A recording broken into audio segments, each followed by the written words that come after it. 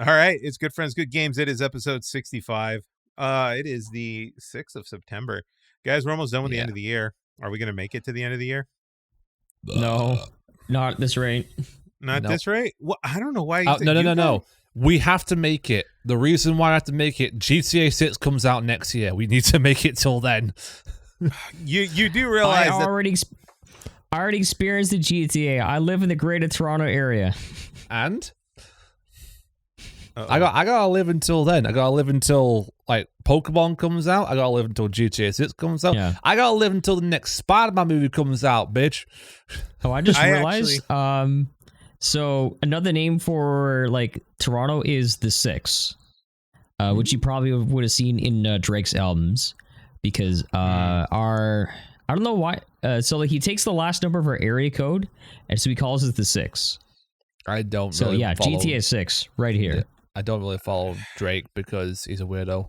None of it matters. None of it matters because I actually live in Los Santos. Thank you. That is true. He does, and it's a real life GTA every day. Yeah, Pal's almost got hit like Pal legit almost got hit like 4 times this past week. Jesus Christ. Well, she needs to take out her anger and run anybody over riding a bike. I volunteer. We got stuck behind somebody on a bike today. Yeah, fuck them bike riders. Seriously, right? Bicycle or motorbike? I will run you over with an ambulance. It was a bicycle, like a total manual bicycle. These people decide to ride in the middle of the lane rather than to the far right of the lane. And then they decide to go uphill. And then our car is stuck behind these people. I'm all for you being good for the environment and getting your exercise and shit, but like I got places to be. Yes. So I'm sorry, man. We're gonna have to pick up. Hooray for your cardio, but fuck off. Hold on, I gotta go to work. I also have really bad beef with. Now this is gonna sound really, really, really mean. Yeah, but I have beef with elderly people that decide to take their morning walks during rush hour during the week. How do you mean? Oh, so like beefy elderly people. I'm like literally like in downtown or getting to the freeway or whatever. The elderly decide to take their walks, and obviously a pedestrian has right of way. So before I can turn to get on the freeway, I've got to wait for this elderly person to cross across the street. Road. Yeah, to cross the road just so I can get on the damn freeway. She just wants to catch the Jigglypuff at the other side of the road using Pokemon Go. That's all. She might. And like I said, it sounds really, really, really mean, but it's just like I've got places to be. Like typical LA driver. Jesus Christ. Can't you people wait until like 10 o'clock in the morning after everyone's gotten to work and been where they need to be? School, work, the whole shebang. Why do you got to go like at 8 in the morning? I've literally I remember, I think it was Jaden Animations released a video about living in LA and how the driving in there sucks. And you are prime example, Eric, of why the driving in LA sucks. Because everyone drives like they have to get to where their objective as soon as possible. And that's why she's hated it. I sent you the video actually. I don't know if you watched it. I'm probably part of the problem. I'm not even gonna deny this. I am probably part of the problem. Morgan would be the perfect fit for LA. She is weird enough for it. Well, Eric, that's why they call it LA and not Alonzi. Yes. Like seriously, Morgan can come to LA and go into any coffee shop in LA or whatever, and she'll be like, bagels are too sweet, and then there will be like 30 people in that coffee shop that agree with her. Yeah. That is the weird. That is the level of weird that Morgan would fit in LA. With American bread, it is not actually bread, it's a cake. The amount Come to LA, you're weird. You're like the perfect. Yeah, Morgan, I'm not fucking lying. Yeah. You're weird. Come to LA. You're legit LA weird. And like we had this whole discussion. Remember how we had this whole discussion about Morgan was talking about how like she felt like she had designer clothes, but they're all out of like she feels like they're all out of season or out of fashion or whatever. So it's like pseudo wealthy or whatever. If she came to LA with that shit, people would be in love with her because it's vintage. Oh. See, the kids in LA are on the vintage kick right now. And it's really starting to fuck with my head because vintage for these kids is like 2000, 2001 when I graduated high school. There are kids making us feel old. There are kids, guys. There are kids fucking looking for portable CD players, like fucking Discmen. And I'm like, what the fuck is going on? Because see the look. You like, can't have you guys watched like too much like Stranger Things or like Baby Driver? What the fuck? No, Stranger Things is 80s era, right? That is a very what's it called specific breed of vintage hound here, right? But like the majority of these kids, because their TikTok feed just feeds them everything they think they need to know about the world, tells them like the 2000s stuff is cool. So it was cool. Remember the little portable digital cameras, the little like the little Sony Cybershots and the Canon whatever ones, right? The little pocket ones. Yes, you know, I remember those. Yeah, those things command $100 to $150 at the swap meet, depending on the one you want. Huh. These things. Okay, so like for the time, they were great cameras. By today's standards, these things are shit, like in terms of image quality and stuff, right? But they have this very, very specific look, and it's that 2000s club look. You know, like the Paris Hiltons and all that celebrity of the 2000s era all had their photos in like these clubs and stuff. You know, the stuff you'd see on like your MySpaces and shit. Yeah. It has that very specific look that people are trying to replicate, and they are hunting down these old cameras. I have those 3 of them. ones that like the Polaroid things. No. Like that one. Oh, that is one of my favorite pictures. No, that is a cash in on retro, right? Right, yeah. This is I don't have one in here. My camera cabinet's in the other room. But I wish I had a picture of it. Oh, you know what? Fuck it. I will find a picture of it. So like Sony Cybershot.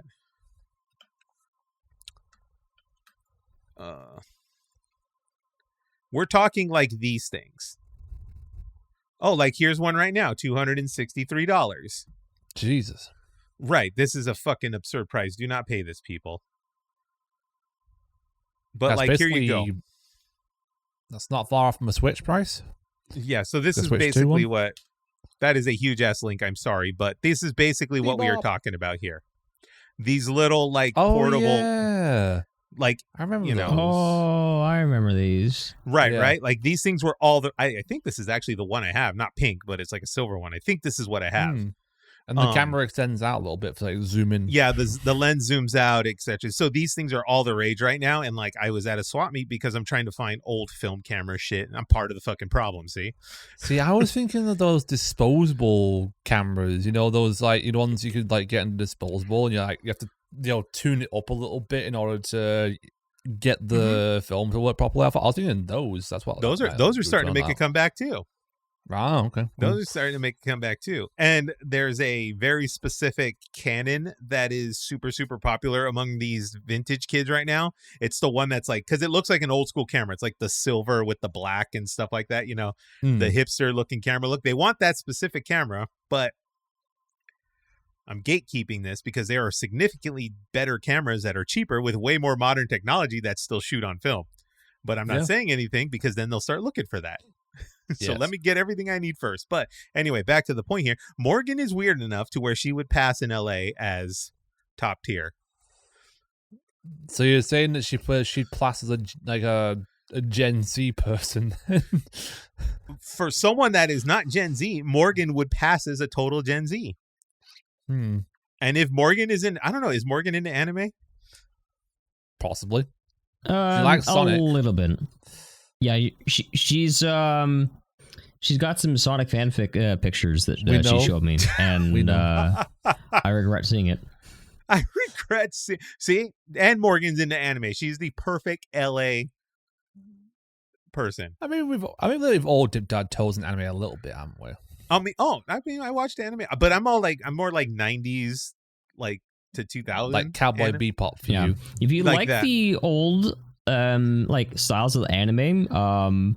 I watched one that was actually really good called Delicious in Dungeon. I'm sorry, what is it called?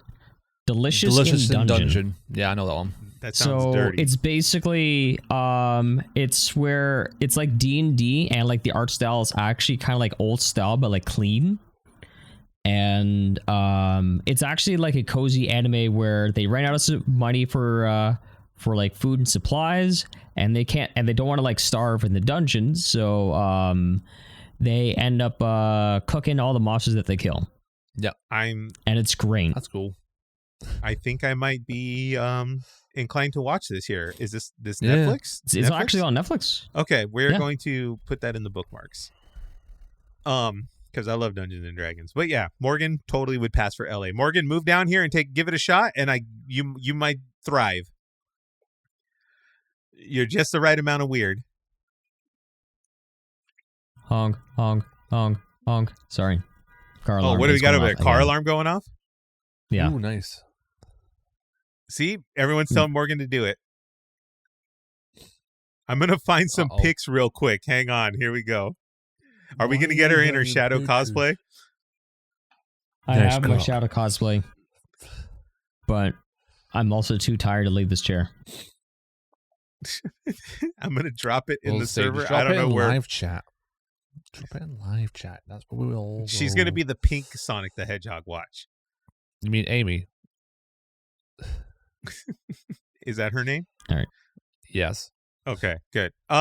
Anyway, so yeah, that's LA for you. I live in Los Santos, and Pal almost got hit like 4 times last week, and it took me an hour to get to work the day after the holiday. Learned my lesson there.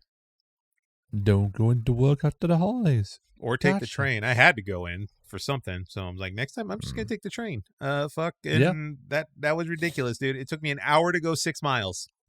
Yeah, no, that's the same thing with going into Manchester where I live. Like, I hardly discourage anyone to drive into Manchester because it takes you like peak rush hour probably over an hour. If you like go to the nearest tram station, go on the tram into it, it'll take about half an hour. Ugh, so. God damn. Yep, I'm no joking here. Chat's like an hour for 6 miles. Damn. Yep, no joke. Yeah. Anyway, gentlemen, aside from video games, what have you been up to? Good question. First. It'll take me like an hour to get through everything. It won't take me an hour. An hour? Yeah, I had a lot. Why do you look so frightened? You look so frightened. You're like, what the fuck am I doing with my life? He had to go outside. Remember everything. I had to go outside and touch grass, that's why. I actually did. I did a stream where I went outside and I was touching grass, and I showed proof that I have feet. Yes. Because streamers don't have legs. You showed your feet in this economy? Yes. Live on stream. For free. Wow. Yeah, I got stories. It must be nice to live large like that. give your feet away for free. Bleh. It was all CGI. I believe that. It was AI. Zenith's AI fucking foot. AI feet. All right. So while Zenith collects his thoughts here, Dil, what did you do? I mean, just a bunch of like just general kind of in real life stuff, I guess, like that. Just worked, went to a friend's birthday party that was cool. Got to see some friends I've not seen for over a year. Bought a new bed because my mattress was basically fucked, and I figured if I'm getting a new mattress, I may also get a new bed as well because, you know, yeah. Did you put it together yet? Yeah, so it's behind me, right there. What was the reaction, your body's reaction, when you when you laid down on this brand new mattress? When I first slept in, the next morning, my back was a little sore. It wasn't used to the mattress, basically. That's all it was. Yeah. It was used to the more, like, lumpy kind of, like, you know, like, springy mattress. This one's a bit softer and has a bit more, like, give to it compared to the other one, which I would sink in straight away. So, like, yeah. Did you do the whole, like, Amazon? Like, the whole Amazon, like, box mattress? Nope. I went to a website called Dreams that's in the UK that specializes in beds. I got one of those, you know, Ottoman beds. You know, the ones where you can lift up the the mattress and there's storage underneath. Basically, that's cool. Yeah. It's really cool. It took me about 3 to 4 hours to assemble and put all the bedding on and then clean up all the mess. You know, end up getting like a box cutter and cutting up all the boxes. You know, one by one. Interesting. Yeah. I do not condone financing furniture in any way, shape, or form. No, I just bought it. Yeah, don't. But I got paid, so I just bought it. There are 2 pieces of furniture that I will say, if you need to, finance it. Right. One is your bed. The main one is your bed, because the amount you spend on a bed to save money, like the amount you're trying to save on a bed, you're gonna make right up for when your back is fucked in doctor bills. Yes.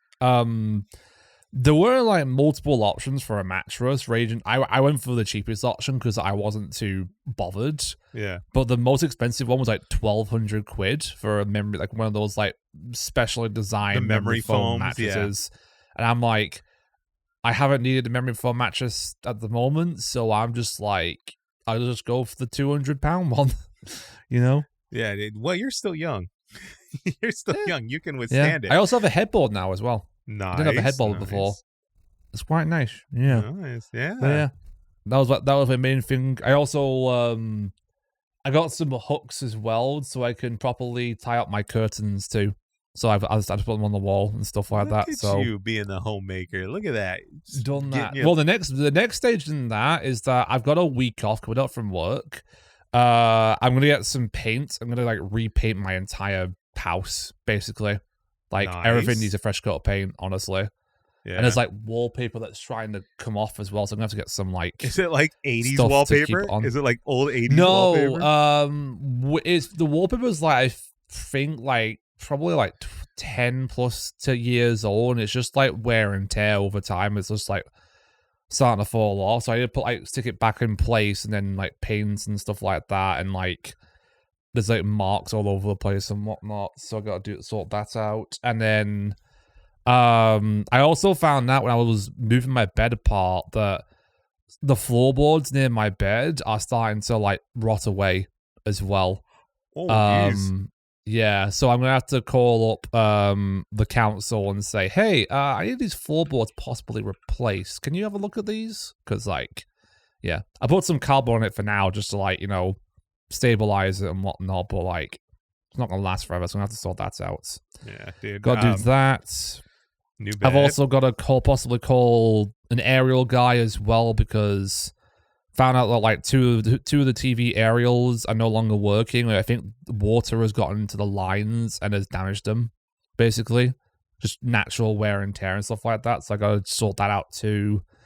And yeah, that's all I've been up to really, I guess. Just usual work, usual playing games, organizing, seeing my cousin I haven't seen for a bit, trying to get that sorted out. Saw my friend for the first. Oh yeah, here's a funny story. So I went to my friend's birthday last Saturday. His wife obviously sent out all the invites for the birthday party and whatnot, and it said on the invitation it said almost 30th birthday party. Almost 30. And the party was the day before his actual birthday. So in my mind, I thought since he's 29, he's 29. I thought he was 29 now, and it's almost 30 because he's going to be 30 the next day. Turns out I was wrong. Turns out he's 29. He was 28 turning 29, not 29 turning 30. So I'd already I bought him like a beer glass that with 30 on. I bought him socks with 30 on. One of the cards I had 30 on it as well. And I was like, well, shit. I had to apologize when he was like, mate, it's fine. I'll just save it for next year. And I'm like, cool. And I'll buy a gift next year then. Nice. This confusing. No, it wasn't just me, Davey. Like, it was multiple people had the same thoughts. And we're all like, because when I sat down with my friends, gifts. No, like the friends were all like, is he 29 or is he 30 this time? I'm like, I'm pretty sure he's 30 tomorrow. I'm like, are you sure? I was like, I don't know. We'll have to ask him when he arrives. And then he arrived like an hour late to his own party. Nice. Which we asked him what happened. It's like, oh, my wife was getting all his makeup and stuff sorted out, so he was just there like waiting basically for his wife to like, get ready and stuff. So just his wife, just blame her then. His wife made him late to his own birthday party. Yes. Mm-hmm. What can you do? Yeah, but yeah, after the party though, we all went out into Manchester, which was, I haven't done that for like 10 years and stuff like that. It was like 12:30 in the morning at that point, so we're all just kind of like looking around and seeing what that's. It was dead for a Saturday. It was dead completely. Like, apparently there was some other thing going on which everyone was going to. But then the clubs that we found, there was like one that was like £4 entry, and the other one was like £9 entry. And I'm like, not worth it. Let's just go to the gay village because there's probably like a free place we can go into there, and there was. So the gay village. Yeah, there's a gay village in Manchester. Very like nice place. Really like fun clubs and everything like that. Not really good music. Drinks though expensive as fuck. Yeah. When I was doing the whole like club scene thing like ages ago, I do remember that gay bars and gay clubs are some of the friendliest clubs. Yeah, and not in any like sexual way. Not that's no. They are. It is some of the friendliest, harmless, like peaceful time you'll have in a club. Yeah. Literally, legit. Like, we were walking down there and everyone was just like, yo, and everything like that. Yo, how's it going? And they were just some of the people in these particular clubs, they were some of the nicest people I had spent an evening with.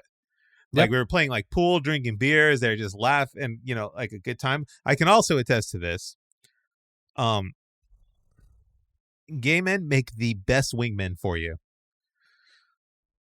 They are the most fantastic. I recommend every single person out there get a gay person in your wing squad because I mean, my cousin counts as that, I guess, because she's gay. So yeah, see, so it totally worked. It totally worked. See, everyone agrees with me in the chat here. 100% true. Yeah, like they are very fun. They are very open and like what's the word? Extroverted. Like they're extroverted and stuff like that, and they are excellent icebreakers. I will just put it that way. Mm-hmm. Excellent icebreakers. So yeah, if you are young and single and you are trying to go out there and get in the dating scene or whatever, befriend yourself a gay person, and you will have a world of options open up to you. It is awesome. I mean, I personally, I just collect all like the wonderful gay people like Pokemon. They're all great. They're all great to me. Beware some gay of them, people. Zen's got a Pokeball. Some of them dress like Pokemon, like on a regular basis. I mean, there were a few in the club that were like dressed up in makeup and everything like that. They look really good. Yeah. So in the chat, this is why Jody and I will wingman each other. There you go. Nice. Yeah. Yes. But yeah, good. Either they'll wingman each other or they'll, I don't know, play D&D. Who knows? Yeah. But yeah, some gay clubs, some of the most fun I've had in a club in a long, long time. Great places to hang out. Yeah. And then, so you went to the Manchester. It's, it sounds like you had a good week. Whoa, Morgan typed a novel here. Good, like 4 weeks, I guess, because it's been a while since we did this. So I don't know.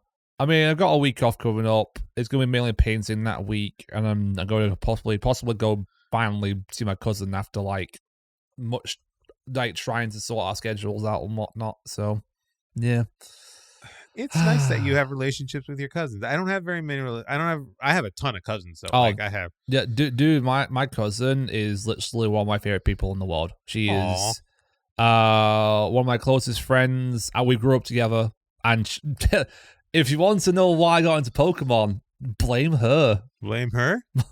She's the cause of all this Poke nonsense? She is. Because literally for my 6th birthday, my aunt got me a Game Boy Advance, and my cousin chose the game. She had Pokemon Gold.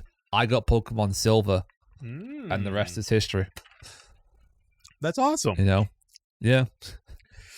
All right, Zenith, tell us about your adventures. I have. It is officially 12:40. We have earmarked the time for you. Yes.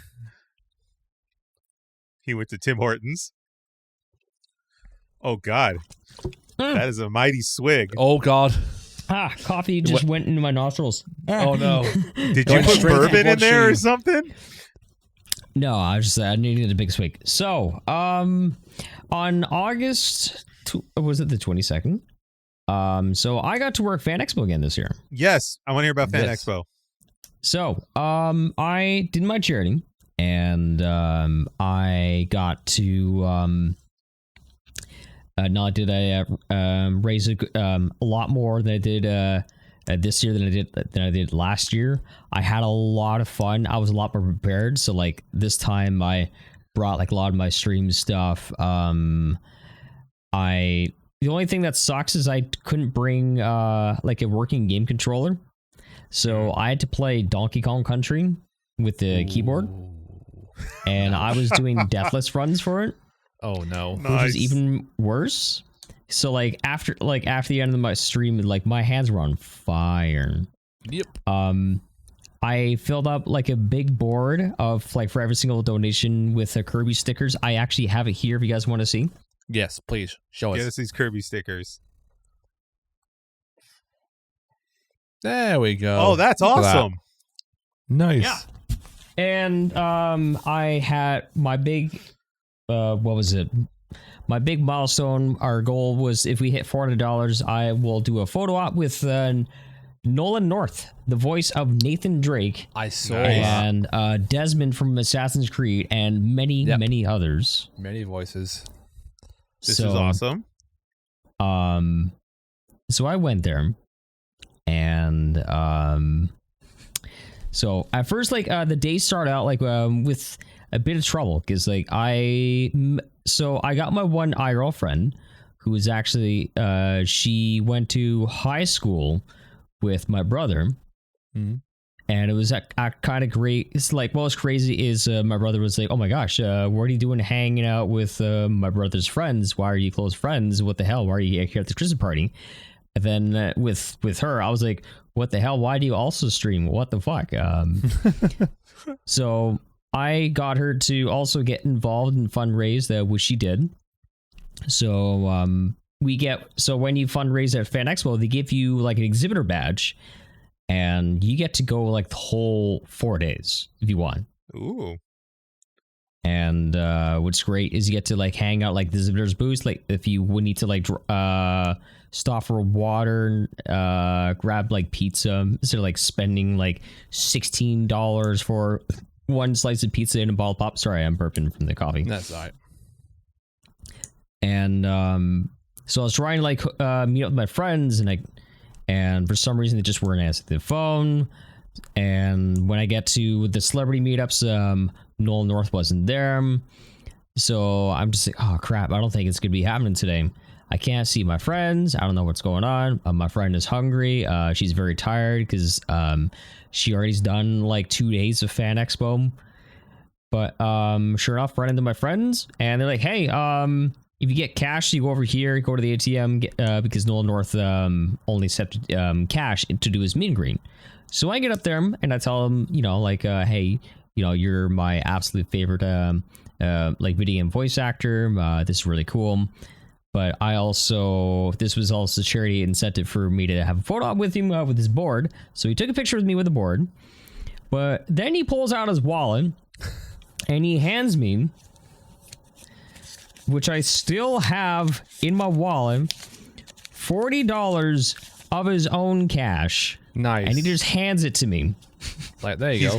He's gonna watch this pod and wonder like why you still have the $40. No, I donated it. Oh, okay. I'm like if you went to my my campaign, you will see that like Noel North is the final donation. Oh, that's awesome. But I donated like online using my credit card. Okay. As opposed to, paying with cash. So I'm carrying his money around with me in my wallet because that's very freaking cool. And I'm also waiting for when Morgan comes up in 2 days from now.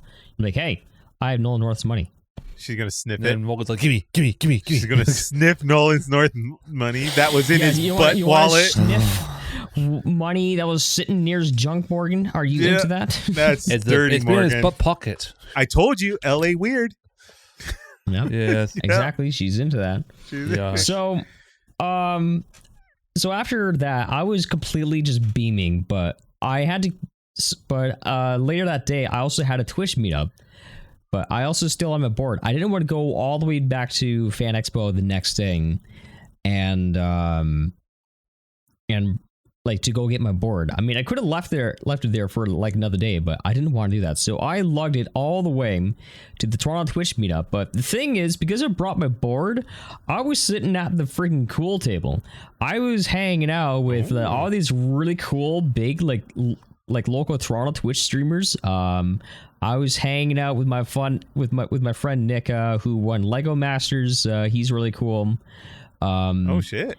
And I ran into my stream team later, who I was supposed to meet the next day for ramen, and she's just hanging out with Zach Busey, who does all the the Twitch news and stuff like that. So I got to hang out with them for like a little bit. But and then the next day went and did ramen, but I was just absolutely exhausted. I had nothing left, and this is all going on at the time of me trying to prepare for, well, when we actually get to the game segment, a giant randomizer that's taking a lot of mental energy to do. And then the very following weekend, I had the opportunity to do my very first live stream of IRL, where we have this place. It's called the CNE, which stands for the Canadian National Exhibition, and it's basically like there's like a whole bunch of carnival rides. They have like a whole bunch of booths. They had like a whole bunch of stuff. Like they had this little place where you can go in, and it was it's like a fair promotion for like the Conjuring movies. Okay. But I didn't want to go in there because like it would have been way too dark for the phone. So anyways, the guy that I was working with, his name is Marcel. He runs Twitch Toronto. So he lent me his phone. He lent me like a tripod. I had to hold it out the entire time. So like my arms were on fire at the end of the day, because you try holding out like this for like 3.5 hours. Oh yeah. So basically, I got to just go around, and like I first like went inside and showcased like all like the really cool like cultural stuff. Like I was looking at like handbags made from like Nepal.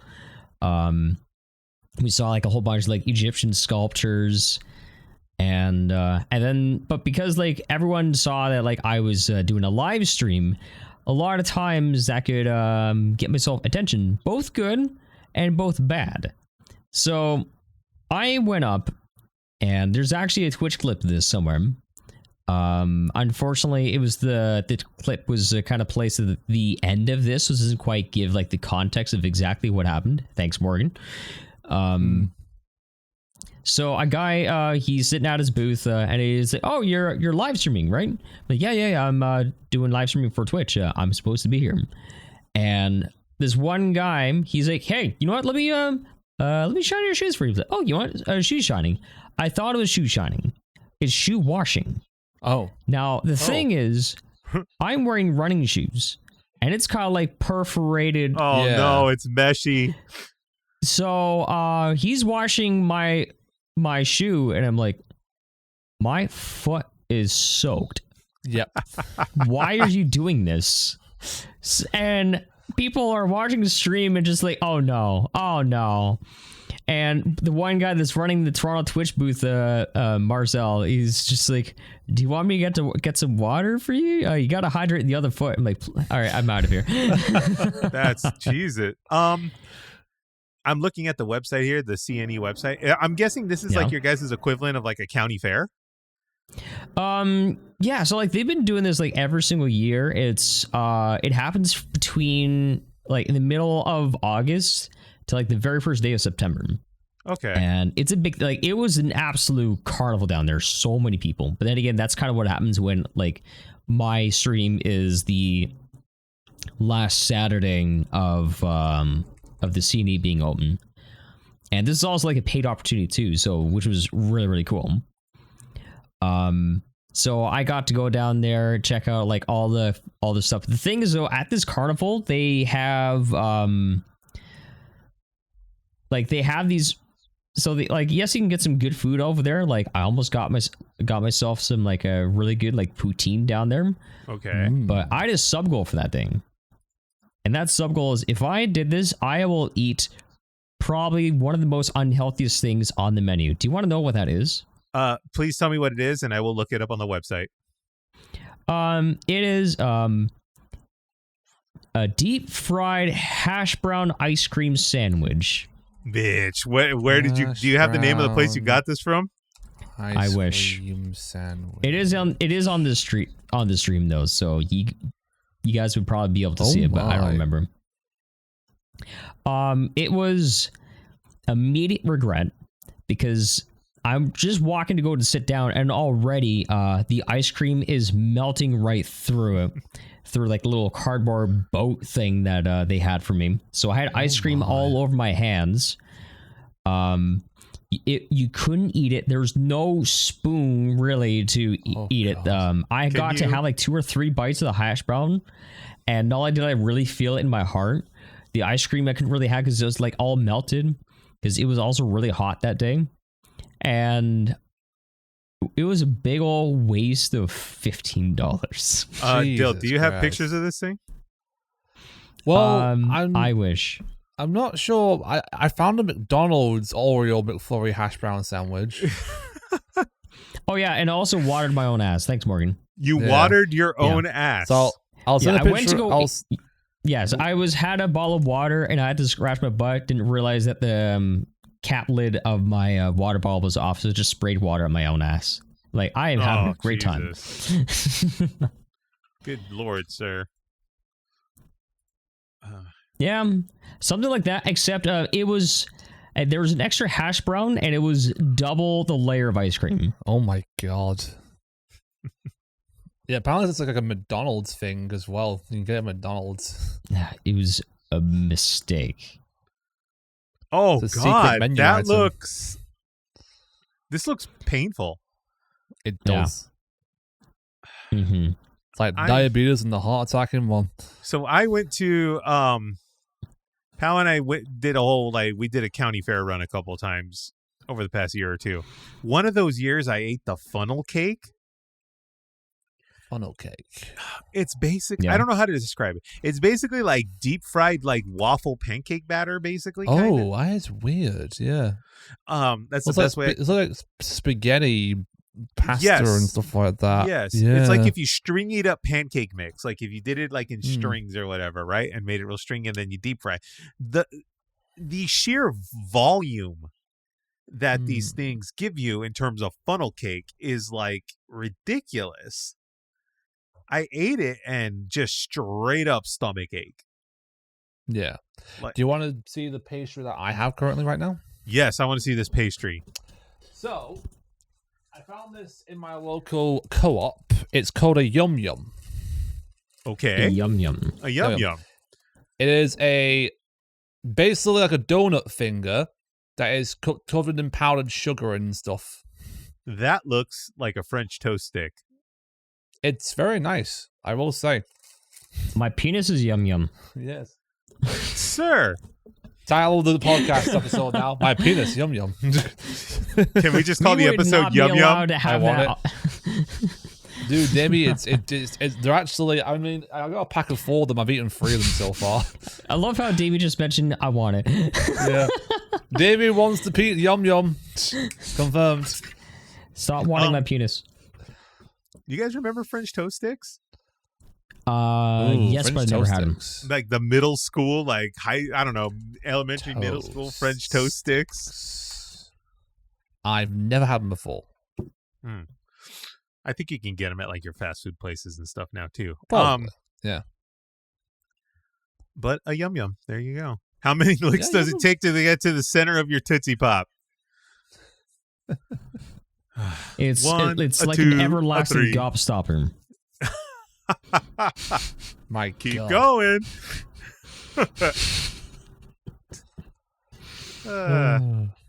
But So yeah, the funnel cake is just straight up like brutal. It looks nice though. I forgot where. Yeah, funnel cake. Yeah, that hurts your stomach. Yeah. Oof. Yeah, although like, the fair had some of the best you eat funnel cake if you want that to be like the last thing you eat at the very end of your carnival trip. Is like, after this, I'm going home. Yeah, and like I'm getting older, right? So like I can't do it like some of these people where they eat like all these weird ass carnival foods and stuff. Yeah. And like make a whole day of it. It's like, okay, I'm gonna eat normal food, like barbecue or something like that, and then I'll have like one wild sweet like treat at the end of the day. Yeah.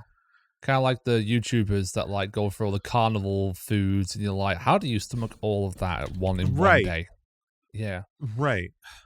And I'm like, these people are bold and these people are brave because, newsflash, carnival bathrooms are kind of nasty. Oh, yeah. So. Oh, yeah, I believe it. Mm-hmm. There was this guy on YouTube.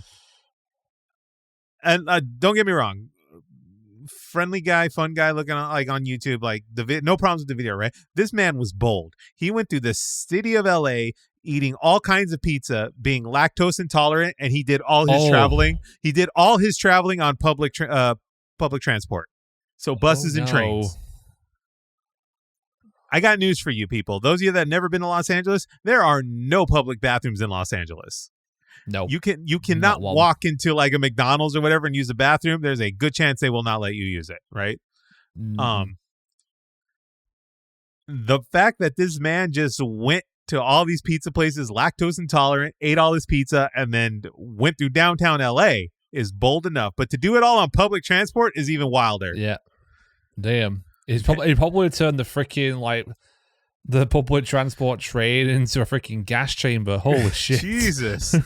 Say, hey, I'm going to turn this streetcar into Chernobyl. Oh my God. But I'm glad you had fun at Fan Expo. I'm glad you had fun at the Canadian Expo. Hang on. Damie wants a Ren Fair pickle. Damie, are you aware of the pickle priest? The pickle priest? What is this? Yes. So there's this guy who goes to Ren fairs, a bunch of them across the US, and he has been dubbed the Pickle Priest. Where literally, not only will he will sell you a pickle, he will put on a show as the Pickle Priest, and he is awesome. I put on a show with my pickle. Indeed, but he has multiple pickles. So this page isn't available. I went to the pickle. Hey, let me see if I can find him. Thank you, Damie. I need this experience. There he is. Wait, it's a TikTok. So is that all right?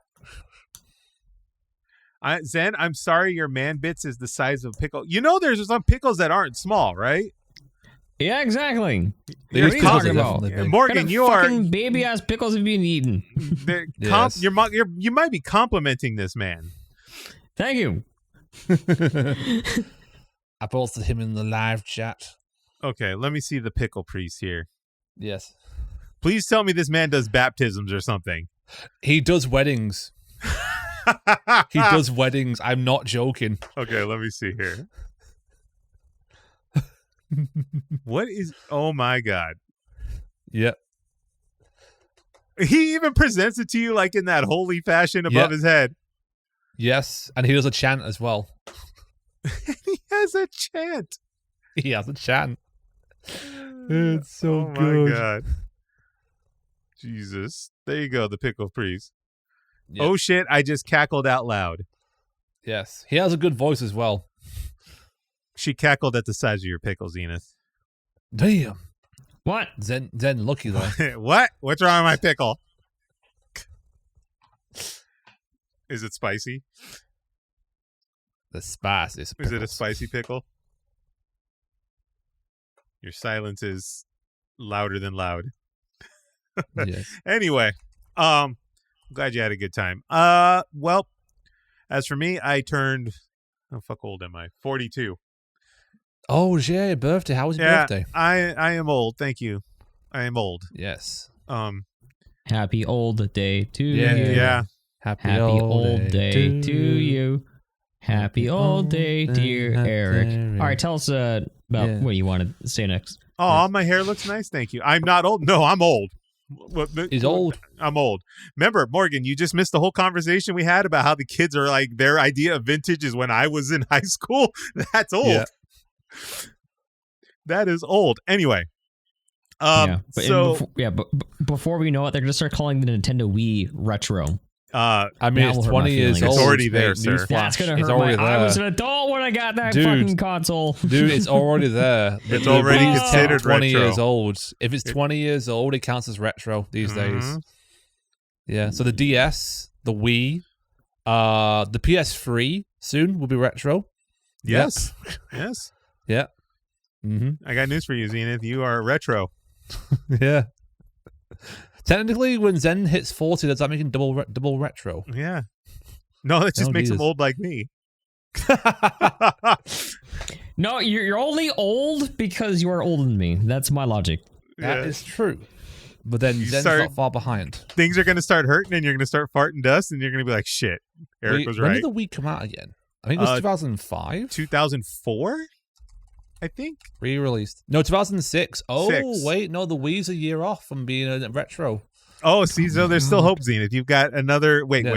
Like a full year, or is it just next year? Like a full year. Yeah, 19th of November 2006. Okay, there you go, Zenith. You've got a full 12 months. But the Nintendo DS is retro. The OG one. There you go, Zenith. There you go. Everything hurts. It is in the retro section when you go to the used store. I'm going to be in the retro section. Yeah. One Fuck yeah, you are. Pretty soon, they're going to start building restaurants that build off the nostalgia of the things you grew up with. My ass cheeks are to start growing like a crow's feet. Oh my God. Oh, so speaking of old, right? Since I'm old, but they did Vans Warped Tour, like they relaunched Vans Warped Tour, except it's like a 3-day festival now in like one city, right? What is Vans what? Vans Warped Tour. Tour. Yeah, Warped Tour. It was when they did like these big music festivals. A lot of these like rock bands, punk bands, emo rock bands. Mm-hmm. So like any punk and emo band that like is super famous played Warped Tour at some time, right? While Warped Tour existed. Interesting. But the funny thing about it is, back in the day, all the bands on Warped Tour. Back in the day, all the bands on Warped Tour, they wore the Vans with the white stripe, the black and white ones with the white stripe thing on the side, right? Mm-hmm. All the same bands that were on this new Warped Tour like revival thing, same shoe, except it's the Old Man Walker version. It is the New Balance version of the shoe. God, why would you do this? I feel like every single time you do this, Eric, you aging him an extra year. Then what's next? The next year's Warped Tour is going to be in like fucking loafers. Are they going to is like the logo going to be next to like a fucking like Jello pudding tube? Oh, sir. Vans makes a pair of loafers now. God. Oh. So when you got to go to a concert after work, you have the shoes already. Oh my God, they actually do. Yeah. So, yeah, there is a walking shoe version of the old school van now. Like, there's a walking shoe version. And all the bands were wearing these things. And I was like, okay, this is the point in life we have reached. You know what else fucks you up? I'll tell you right now. What else fucks you up when you see back in the old school days, someone handed you some pills in the bathroom or whatever, and you took them and like wherever the night took you. You know what I mean? Right? But now you sit there and you're looking up to see if too much melatonin will mess with your body. So what happens if I take too much vitamin fucking C? That's how you know your whole mind shifts when you get old. Anyway. Oh, that actually reminds me. There's a guy that I watch, and he does a podcast. And he wanted to see what it'd be like to do a whole podcast where he and his other podcast members drink horse electrolytes. What the fuck is a horse electrolyte? It's an electrolyte that hydrates horses, like racehorses. Okay.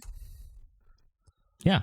Right. And well, they got super amped up on horse electrolytes, and then they were just like, it feels like it had like 5 Red Bulls. Oh god. Because they were super hydrated, but the drink was like fucking nasty. And then they also spilled electrolytes all over the table, so they had to like clean it up. What was the mouth?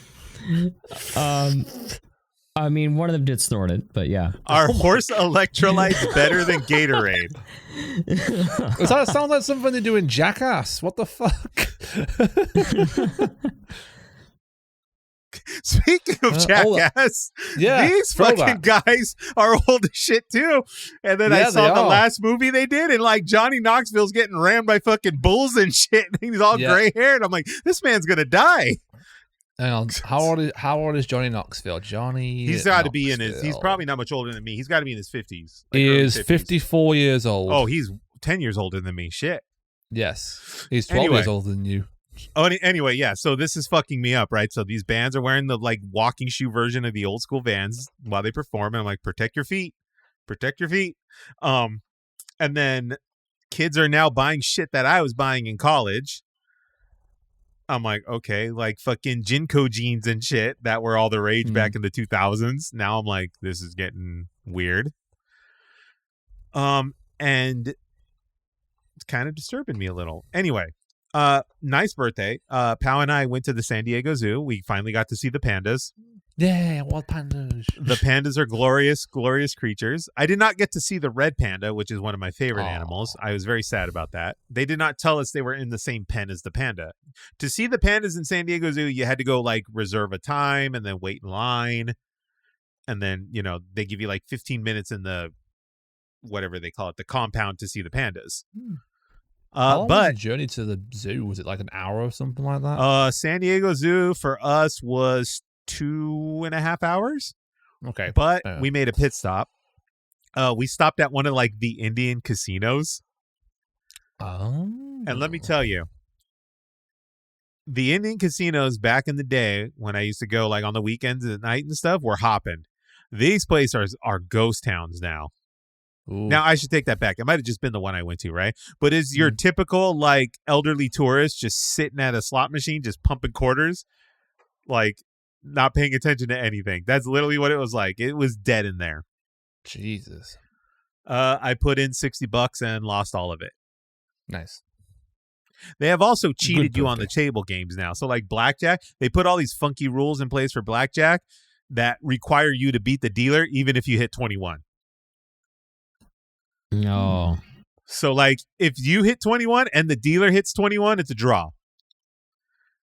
You know, and like, this is why I don't bet. It's really, really bad, right? They have. It's really, really bad. We were actually just discussing it yesterday on my stream that they now have brought Uno to. I saw to this. There was tables. Uno. Yeah, there was Uno. Saw that. Yeah, it turns out it was a limited time thing. I'm sure it they was will only cash for a in weekend. That. And then I was learning about, like, I was reading about how, like, Vegas is just completely in disarray right now. Like, nobody's going. I've heard, yeah.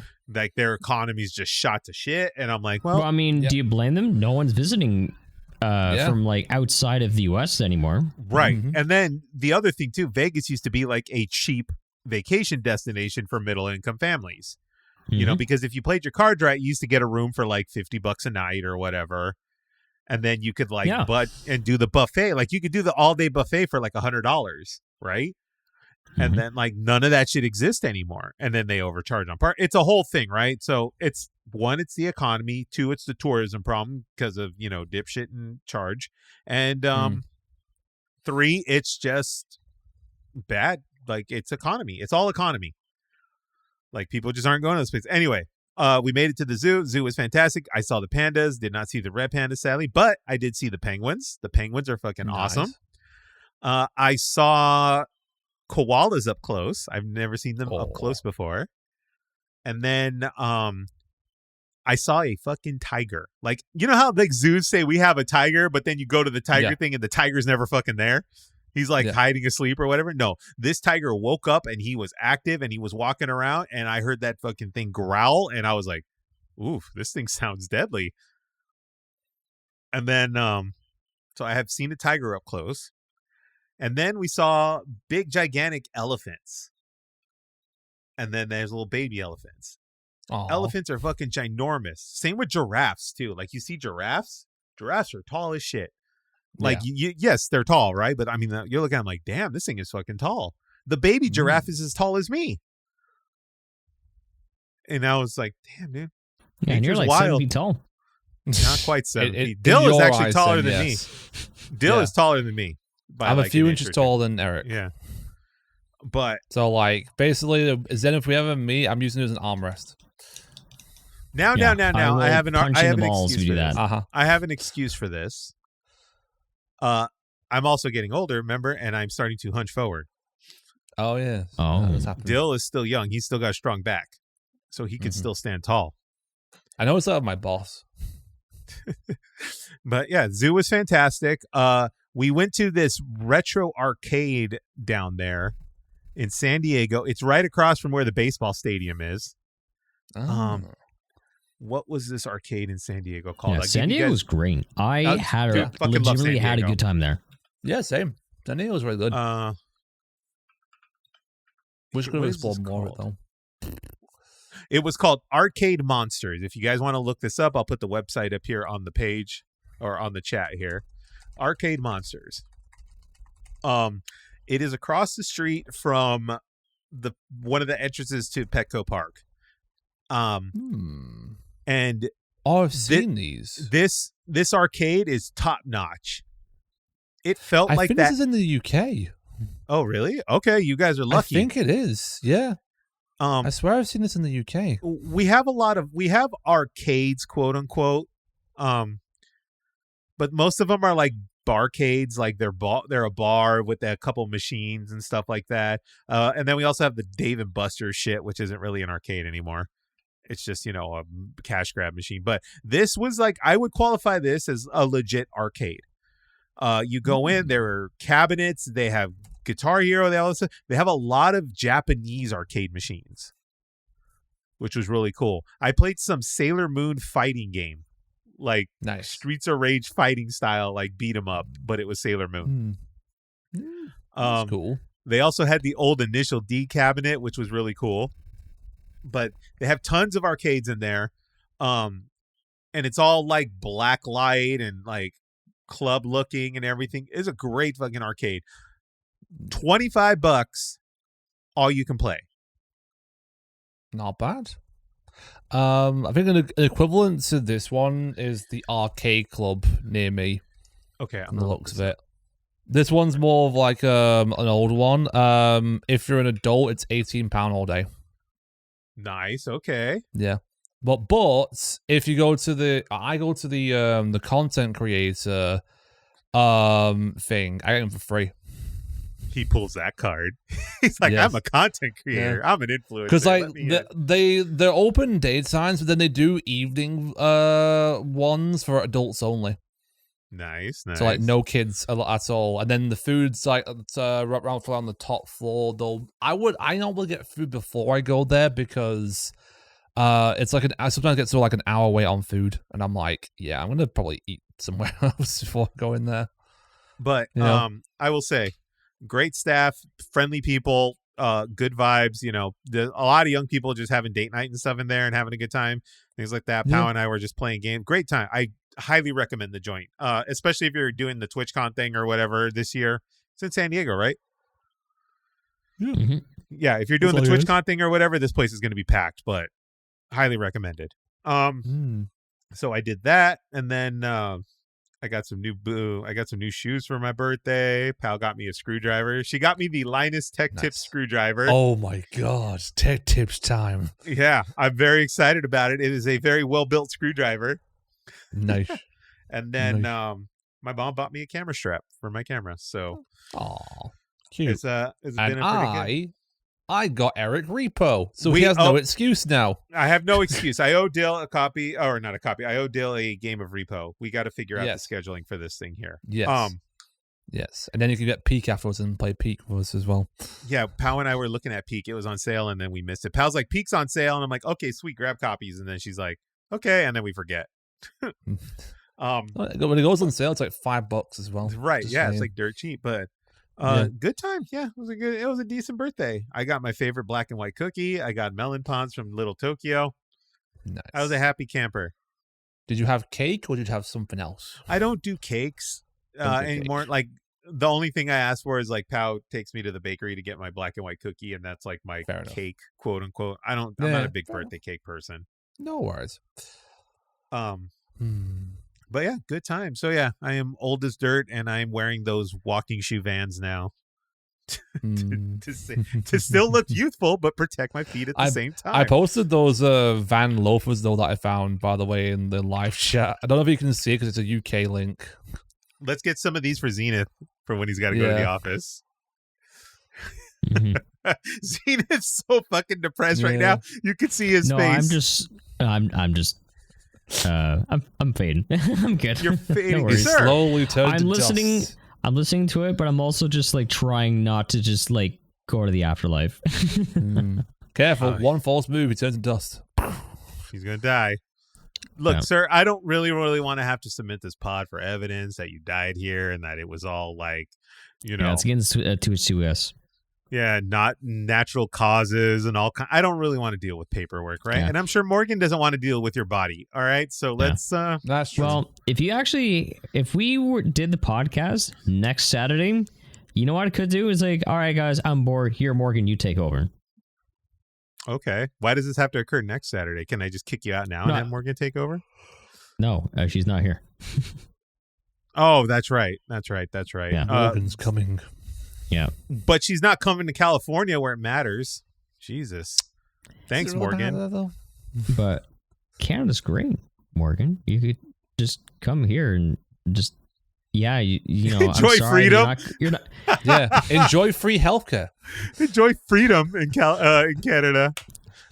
Okay. Hey, you know, just so you know, I took a look at like it's called the Freedom Index. And I saw the United States ranks lower than Canada on the Freedom Index. I wonder why. Ha! I mean, we just don't have bald eagles. Sorry. The fucking bald eagles are flying up to Canada. That says something. Anyway, all right. Probably are. They're just like, fuck it.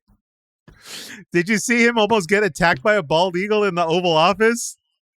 Yeah, it's like, here's your sign. The bald eagle attacked him. Oh, God, that man is old and senile, and he's going to croak. Yep. Oh, that reminds me.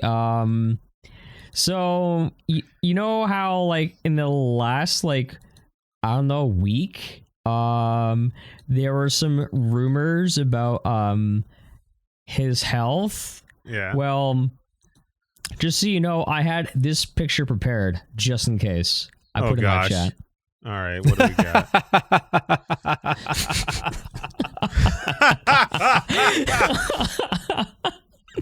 Just like how the new poll gets selected. Please let me post this.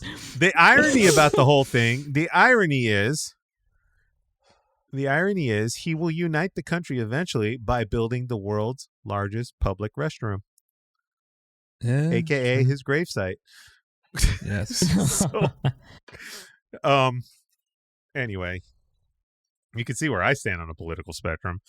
Anyway. Oh my God. Uh-oh.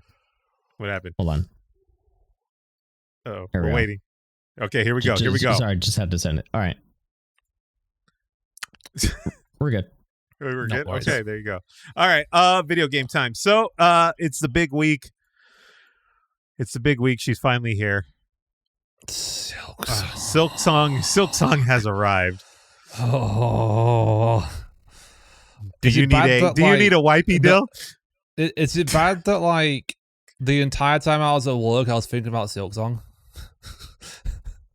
Well, the entire time I was at work, I was trying to buy Silksong. Okay, so for context there, for those who don't know, when Silksong launched, it launched simultaneously at the same time for everyone, and there were no pre-orders at all. So, like, everyone had to get there. And you know what happens when everyone tries and purchase the same game all at once? It crashes shit. Literally, it crashed Steam for 3 hours. It crashed Nintendo eShop, Xbox Store, and the PlayStation Store. All of them crashed.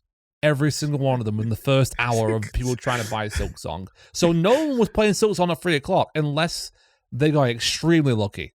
And they were there like right on the dot. Yes, because I was live streaming at the time playing Clair Obscur, and I was waiting for it to appear on Steam. It appeared at like 1 minute past 3, I think. I tried to purchase it. Nope. So I ended up like fighting it for 2.5 hours while I was playing Clair Obscur. I was getting hungry at that point. I was like, right, I'm gonna come off from stream. I'm gonna have something to eat, and then if it comes back, if it works, I'm purchased it. I'll do a bonus stream in the evening, and then I came off. I started making food. Half an hour later, I could purchase it. I purchased it and downloaded it within like a minute. We'll get into some more of this in a second here, but like as you said, yeah, this is a very, very difficult game to purchase on day one. You would have thought it was like you would have thought I was trying to get a PlayStation 5 or Nintendo Switch 2 at one point. Nintendo Switch on launch day, whatever the hell happened here. Okay, anyway, Hollow Knight Silksong came out on was it Thursday? No, yes, Friday. Thursday. No, Thursday. Okay. Thursday. It came out 7 a.m. Pacific time. 7 a.m. Pacific time. Okay. Yes. So it is the sequel to Hollow Knight. Is it though? It's the sequel to Hollow Knight. I mean, this is the second one in this. Okay. Story we plot don't aside, actually know if it is a sequel or if it's a prequel yet, unless you've played more of the game. This is the second game that has been released in the Hollow Knight franchise. It is by Team Cherry. This is 7 years in the making, I think? Yes. They announced that, I think, back in 2018. It was going to be a DLC originally for the first game, and it grew so much that by 2019 they announced it's going to be its own individual game, basically. And it has become the stuff of meme legend. Yes. It was Half-Life 3 and Deltarune Chapter 3. Literally.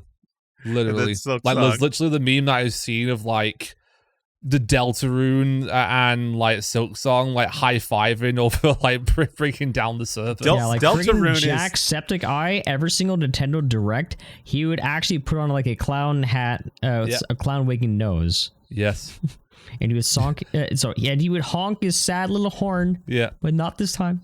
Yeah. And I've seen memes of that as well, of the finally being free of the clown thing. And they guess what happens in the meme? They pass it on to the hunter from Bloodborne. Oh no. Like, now it's your turn. So I finally was able to get a hold of it. I got it maybe an hour, 2 hours in. I was finally able to purchase 3 hours it took me. Oh my God. 3 fucking hours. Jesus I actually Christ. got into the buying line twice. Same. I got into it twice. I got fucked. The first time I did it, I forgot my credit card was expired in Steam. Oh, no. So it rejected my fucking card. God damn. And I was like, God damn it. And then I had to go punch it. I'll update everything. And then I had to go through the whole process again. And I finally got it. Nice. With me, it just like I got to the page. The page would take forever to load for the first hour. Then my hour 2, I could go to the confirm continued payments, and I pressed continued payment, and it went, there's a problem. We can't do anything, I'm afraid. And that was like my life for another hour and a half to 2 hours until I finally was able to purchase it. Pow being the girlfriend that she is, she was like getting ready to leave for work. She's like, just try again later. Just try again later. She doesn't understand it is the principle of like, you keep fucking me over right now. I'm going to get this game just so I could say, fuck you, I own it right now. They don't know stubbornness. They don't know stubbornness. It is the stubbornness of this, right? So anyway, let's get to the actual game. I'm about maybe 2.5. I've been playing for about 4 hours, but I feel like I'm 2 hours into the game. I am 9 hours in. 9 actual hours in, or 9 you've been playing? Well, it said, so the way I see it, I have 9.7 hours on Steam. I subtract about maybe like half an hour or so when I'm taking breaks. So probably about 9 hours, I'd say. Okay. On that assessment, then, I don't know. Let me look at my watch time here, or my game time. But since you obviously have more time here, Dil, take it away. Give us a rundown here. So Silksong is basically this one follows Hornet, who you meet in the first game. This is basically her story instead of the Hollow Knight from the first game. It's her story. To not go into too much spoilers, basically, she gets captured by a group of bandits who are working for a kingdom. She gets taken to the kingdom, she breaks free, and the whole premise is basically why? Was she taken? What was she taken for, basically? And so far I've found about 6 areas at the moment in my playthrough. That's not all of them. There's definitely more. And I've defeated like a handful of bosses in total, probably like maybe 5 or 6 at least, I would say. From like my and the game plays really well. It's very fluid. The soundtrack is really good. I will say that vibes really well with like all the areas that you're in and like all the boss fights and stuff. The combat system's obviously different with her compared to the Hollow Knight because it's like a different character. She uses more Silk than anything else rather than Void, because like Void was like a big thing with the Hollow Knight in the first game. In this game, she uses Silk because she is half spider, and therefore that's why she would, obviously use Silk for her main weapons and everything like that. I was just trying to think of more stuff. And I'm trying to think of more, but I think that's all I've really got in my mind that I want to say. I don't want to go into too many spoilers because, like, obviously you're only like 2.5 hours into the game. Yeah. I'm further along than you are, so I don't want to like, rain your parade and spoil any like bosses you've not faced or like any areas you've not been to yet or anything. So I'm rein it in there. According to my Steam chart here, I'm at 2.8 hours in. Yes. I did I did like an hour of it on the day it came out because time, and then I did about 3+ hours. I got tired because at that point I streamed for like 12 hours. Yeah, Jesus Christ. Yesterday I got like a good hour and a half, minimum. Yeah. Hour and a half. Yesterday I think at the laundromat. I got about 5 to 6 hours more. So while we were doing the laundry, I was hammering this thing out. It is a glorious looking game. It really is. It's like, beautifully done. They put effort in it. Like, there's a lot of effort put into this. It's beautifully done. It's simplistic by design. It is a Metroidvania of Metroidvanias. It is simplistic by design, but the graphical, it uses some of that layering that like Octopath and them are using for like foreground and background, that 3D effect for 2D, like the 2D peak scrolling. Of like 2D animation, pretty much. That's what I would say for it. Soundtrack is glorious. It's very like whimsical and like orchestral. And you could tell that they put some effort into this, especially the intro to the game when you escape the cage and then the credits are rolling as you're. I love when developers do this. The credits are rolling as you're kind of playing. Yeah, that was really cool. It gives it kind of almost like a small cinematic feel to this whole thing. How do you feel about the difficulty? It's so at first it wasn't too bad for me. The first boss I encountered, I beat on my first try with like sheer luck, and everything like that. Was it further into what was the first one? It was the first one's that mother worm bug. The mother worm. Yes. Yeah. That took me 1 attempt, but I got close to being killed. But then I managed to like pull it off. The first boss weren't too bad. Right. The problem I'm seeing though is with this game for the first game is that a lot of bosses that I've encountered take 2 like shells off from me rather than 1. Right. That I've been finding. That's a difficulty spike. That's a difficulty spike, yes, because like in the first game that wasn't until much later in the game. In the second game, within like I think it was within like the first 2 hours, I encountered a boss fight that was taking 2 like shells away from me. And you only have like 5 in total, and I mean I have been thoroughly exploring the game to like find more secrets, find more like new areas, find more like pieces to like upgrade myself, and everything like that. And while I have found some stuff, there's more things I've yet to find. I've yet to find the blacksmith to enhance my weapon. I've yet to find, I found like multiple, sellers and everything like that for like the new currency beads, which, they're actually I call them beads. They're rosary beads. They're rosaries. I call them beads because they basically are beads. They're beads. They're beads for sure. But yeah, there's a religious element to this game. There is, yes. Yeah. And so rosary makes sense. Yeah, rosary makes sense. And then it was weird because they also have shards as well as like another thing you collect. And I wondered what the shards were for the longest time. And I finally got to that point where, like, in the first day, figuring out what they're used for. I don't know if you know what they're used for. I haven't figured out what the shards are used for yet. I'll let you find that out then. I came across a thing called wishes.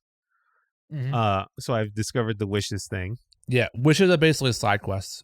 Yeah, and then the one that's really cool, the really cool thing, and I don't remember if this is in the first game or not, but there's the fast travel element now. Yes, that is in the first game. They had that in the first game? They had that in the first game, but this one's different in the fact that instead of like the long-legged like insect creature, it's like the bell beast instead. The bell beast, the bell beast is a difficulty spike in general. The bell beast I ran into some issues with. A lot of it is timing. It is. I figured it out pretty quickly, honestly. A lot of it's timing, but the problems I ran into, and I was starting to discover with the game, is like the bell beast is I would get so close, but when you think, because you tap the character and you take damage. Yes. It's almost like a frame like that. What did they call it back in the day? Like frame by frame. Frame by frame. And I would be off by 1 frame and then I would take damage and then I would die. Yeah.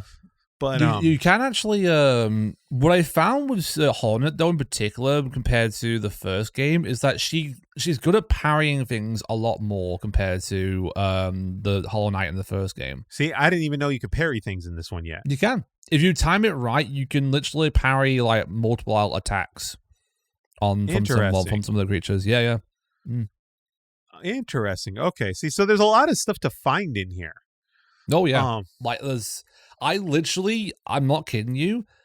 The first 5 minutes in the game, I found a secret within the first 5 minutes of playing the game. Nice. Literally, in the very first area. I'm not going to say what it is, because obviously you might not have found it yet, but I found it just from basically doing shenanigans, and that's it. I'm going to go back and like get the map for the first level. What is it? The Grove, or what is it? The green...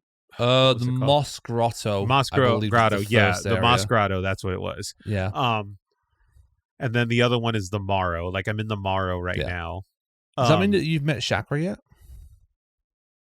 Which one is that? That is the map seller. Yes, I've met the map seller. Chakra's my favorite character so far. Okay. I got the maps. I've got the whole, markers for where the benches are and like where I can see where I'm at. And then there's other things I'm like refinding out. Like, obviously the quill doesn't work until you die, because then it will mark where you saw everything. Whereas like it's not traditional. Or if you go to a bench, it'll just mark everything for you. It. And then which is not in a traditional Metroid, because like Metroid unlocks the map as you're going along. But all in all, great game. I do think it's more difficult than the first game. I think there's a bit of a difficulty spike.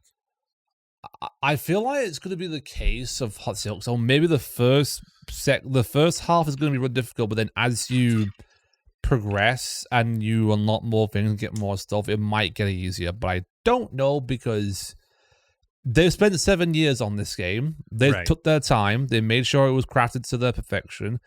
And I've also checked out the achievements for this game as well, particularly the speedrunning and achievements.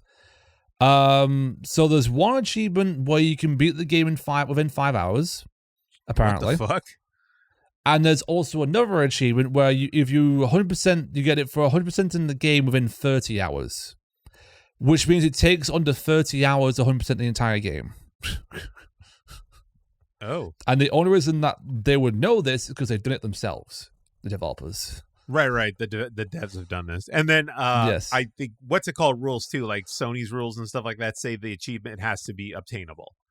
Yes, basically. It has to be obtainable. Same for both places. So yeah. So you can't just like say, hey, do this, and then it not be obtainable. So not a very long game, then it sounds like, oh no, in the first Hollow Knight game to 100% it, I put like nearly 60 hours into it. There's a lot to see and find in it. To do the straight, like, quote unquote storyline, it's not that long. No, the storyline maybe like 15 hours, 20 hours. Something along those lines. But to see everything in the game and to do all the collecting and everything, you're looking at 40 to 60 hours. I'm expecting multiple endings as well because the first game had 6 endings. Yes, 6 fucking endings. Jesus. Yep. Zenith hasn't chimed in on. Zenith, do you have any opinions on Silksong? I don't have it yet. You don't have it yet? Have you played the first one? I played a decent chunk of the first game. I stopped when I got to the centipede area because I freaked out. I just had bad experiences with centipedes, and I couldn't get push myself through. I want to give it another try. If I can try and get through it. It's just centipedes just that's fair. Creep me out. Creep you out. Yeah, that's fair. That's a I have a very small list of things, and basically centipedes are one of them. The list of things that are big no's to me are snakes and centipedes. Okay, that's fair enough. Yeah, I guess that's one complaint I have about Hollow Knight Silksong as well. So many bugs. Am I right? Is that Eric? There's a lot of bugs, dude. There's so many bugs. Yeah, they gotta fix their game. Yeah, there's so many bugs. Did you watch anybody play any of it yet?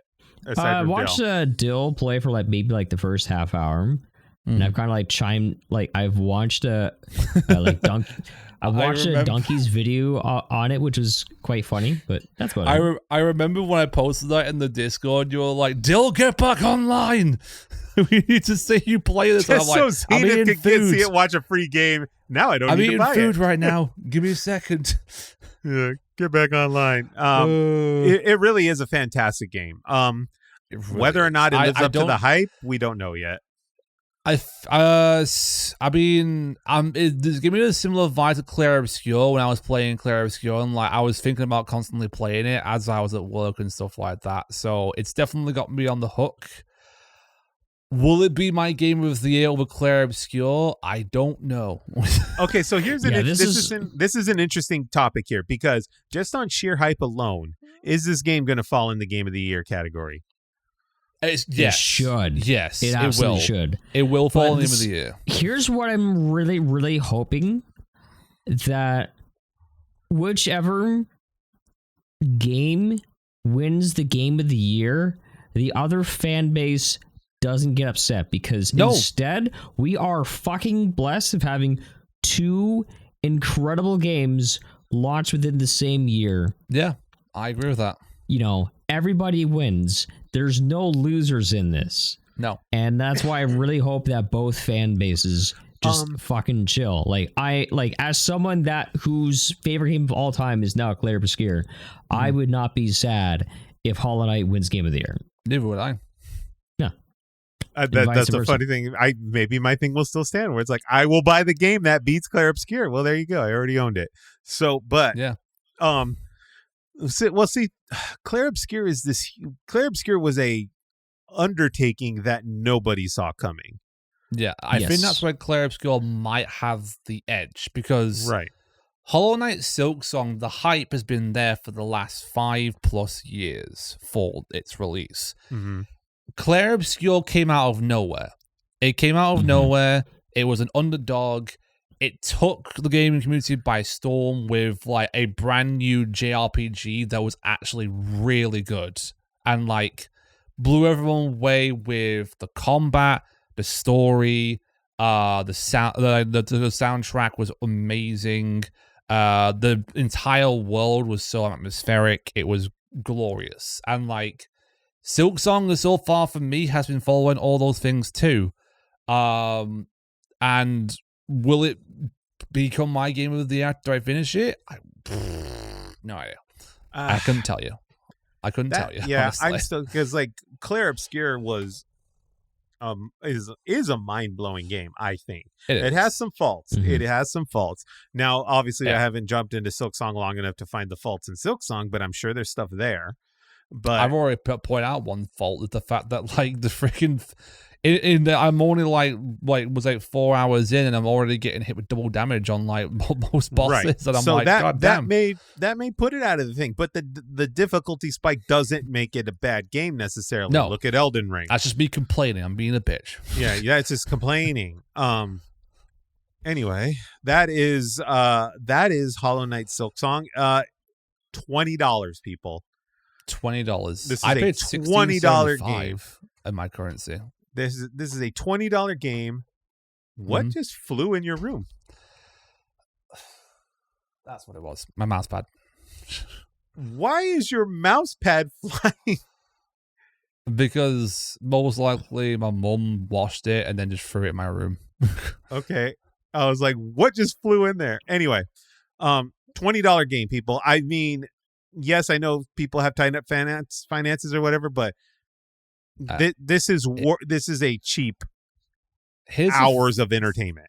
Here's a fun fact for you as well about this game. So obviously piracy is something that a lot of people are like, for or against and everything like that when it comes to, piracy in games and everything like that. This game doesn't have any anti-cheat, so the game within 15 minutes was already available to be pirated on, the main forums for piracy. Everyone in the piracy community was like, nah, we're going to buy this. We're going to buy this because we want to support them. Whatever your stance is on piracy or whatever, those are your opinions and those are your things. I have particular stances on like emulation. If you have no way for me to be able to play it in the modern day world, I see no reason why I should have why it would be a problem to emulate something, right? Yeah. Like every single game that I emulate, I make sure I have a physical copy of it or I've spent money acquiring this game at one point, because then it just feels yucky. Yeah. The concept of just taking games and getting them for free because you can is, not good, right? Again, I understand people's finances are tight and stuff like that, right? But this is all, this is a whole different thing. We're looking at this game is $20. This game is cheap enough to where you shouldn't be hassling with that. And it seems like it's a team that has put out a game that is put out like it's a labor of love here. And it's worth your time. It's worth your money. Clair Obscur is the same thing. Clair Obscur is more expensive, but it is an achievement that this team went through to get this to you and make an incredible game and bring it out for you to play and enjoy and consume. And it's still affordable and it should be purchased and played, and support these teams. Yeah. Because if you keep doing this kind of shit to these smaller developers, we're going to be stuck with not the Amazon. We're going to be stuck with the Microsofts and the Sonys of the world and the EAs. Because they're the only ones that can financially afford to, take those hits. The funny thing is, doesn't Xbox own Team Cherry? I mean, I don't know. Does Xbox still exist? Like, what the hell's going on over there? I know it's on Game Pass. That's another thing. It's on Game Pass, right? Team Cherry. No, they don't. I thought they did. No. Anyway. Before we move, Team Cherry is still only 3 people as well that are working on this. So, $20 game. It is available on Steam. It's available on Xbox. It's available on PlayStation. It's available on Nintendo Switch. There's no Nintendo Switch 2 specific release for this. I think it's just Switch. No, there is. Oh, there is a specific to Switch 2. Okay. So not only is it available on both platforms, but if you get it on the Switch and then want to play it on the Switch 2, the Switch 2 version, it's free to upgrade. There you go. There's support Team Terry. Go buy this. Or if you have Game Pass, go play it on Game Pass. I think it's on Game Pass. I'm so curious what the sales of that game will be. It's going to be in the millions, isn't it? Well, it broke the e-commerce of video games. I think I saw Steam. day one on the Steam stats, it had over 500k players on day one, which is insane. I think Clair Obscur had a similar count, didn't it, at one point when that came out? Yeah. Let's just put it this way. I have never seen Steam broken. Never. I have. We've all seen Steam broken, but not broken by such a hype of a game, honestly. I've never not been able to buy a game on Steam. I'll just put it that way. Yeah. Yes, it is on Game Pass. Yeah, it's also on Game Pass. So if you can't afford it, but you have Game Pass, you can play it. Right. So it's available out there on all these platforms. Go try it, enjoy it, consume it. It's great. That is Hollow Knight Silksong. Moving on here. Welcome to episode 3 of the Clair Obscur podcast featuring Dil. Hi. And me. I'm still playing. I'm still doing my fucking. You guys are still doing your fucking torture runs. God. But now, honestly, Zen, I don't know how you can play that game without the freaking painted power picto. So I might have found a cheat code. Oh no! You fucking cheater! No, it's not really a cheat code. It's actually in the game. So I'm limited to 9,999 damage, and Act 3, the stuff that's in Act 3 requires painted power, which is the power to do more than 10,000 damage. Yep. I can't use that because that's a picto. So, CL is now officially my best character because I have a weapon that generates sun cards every single time I do a counterattack. It generates 2. And every time it's CL's turn, speaking of which, it's never my turn. I mean, I did one of the main overworld battles, and after like the surprise attack, I just see an entire column of just nothing but like the same 3 enemies attacking me over and over and over again. I'm like, it's never my fucking turn. When the fuck is it? For you. So basically, when it finally is, CL gets 1 shield when it is her turn. But if I keep generating and like keep doing the counterattacks with her, when it's finally my turn, and not only I don't have problems with AP anymore if I just continue to just parry everything, by the way. So I finally use a moon card, which puts her into Twilight. So when you're in Twilight, it increases the Foretell as well as Foretell consumed, but also it increases your damage.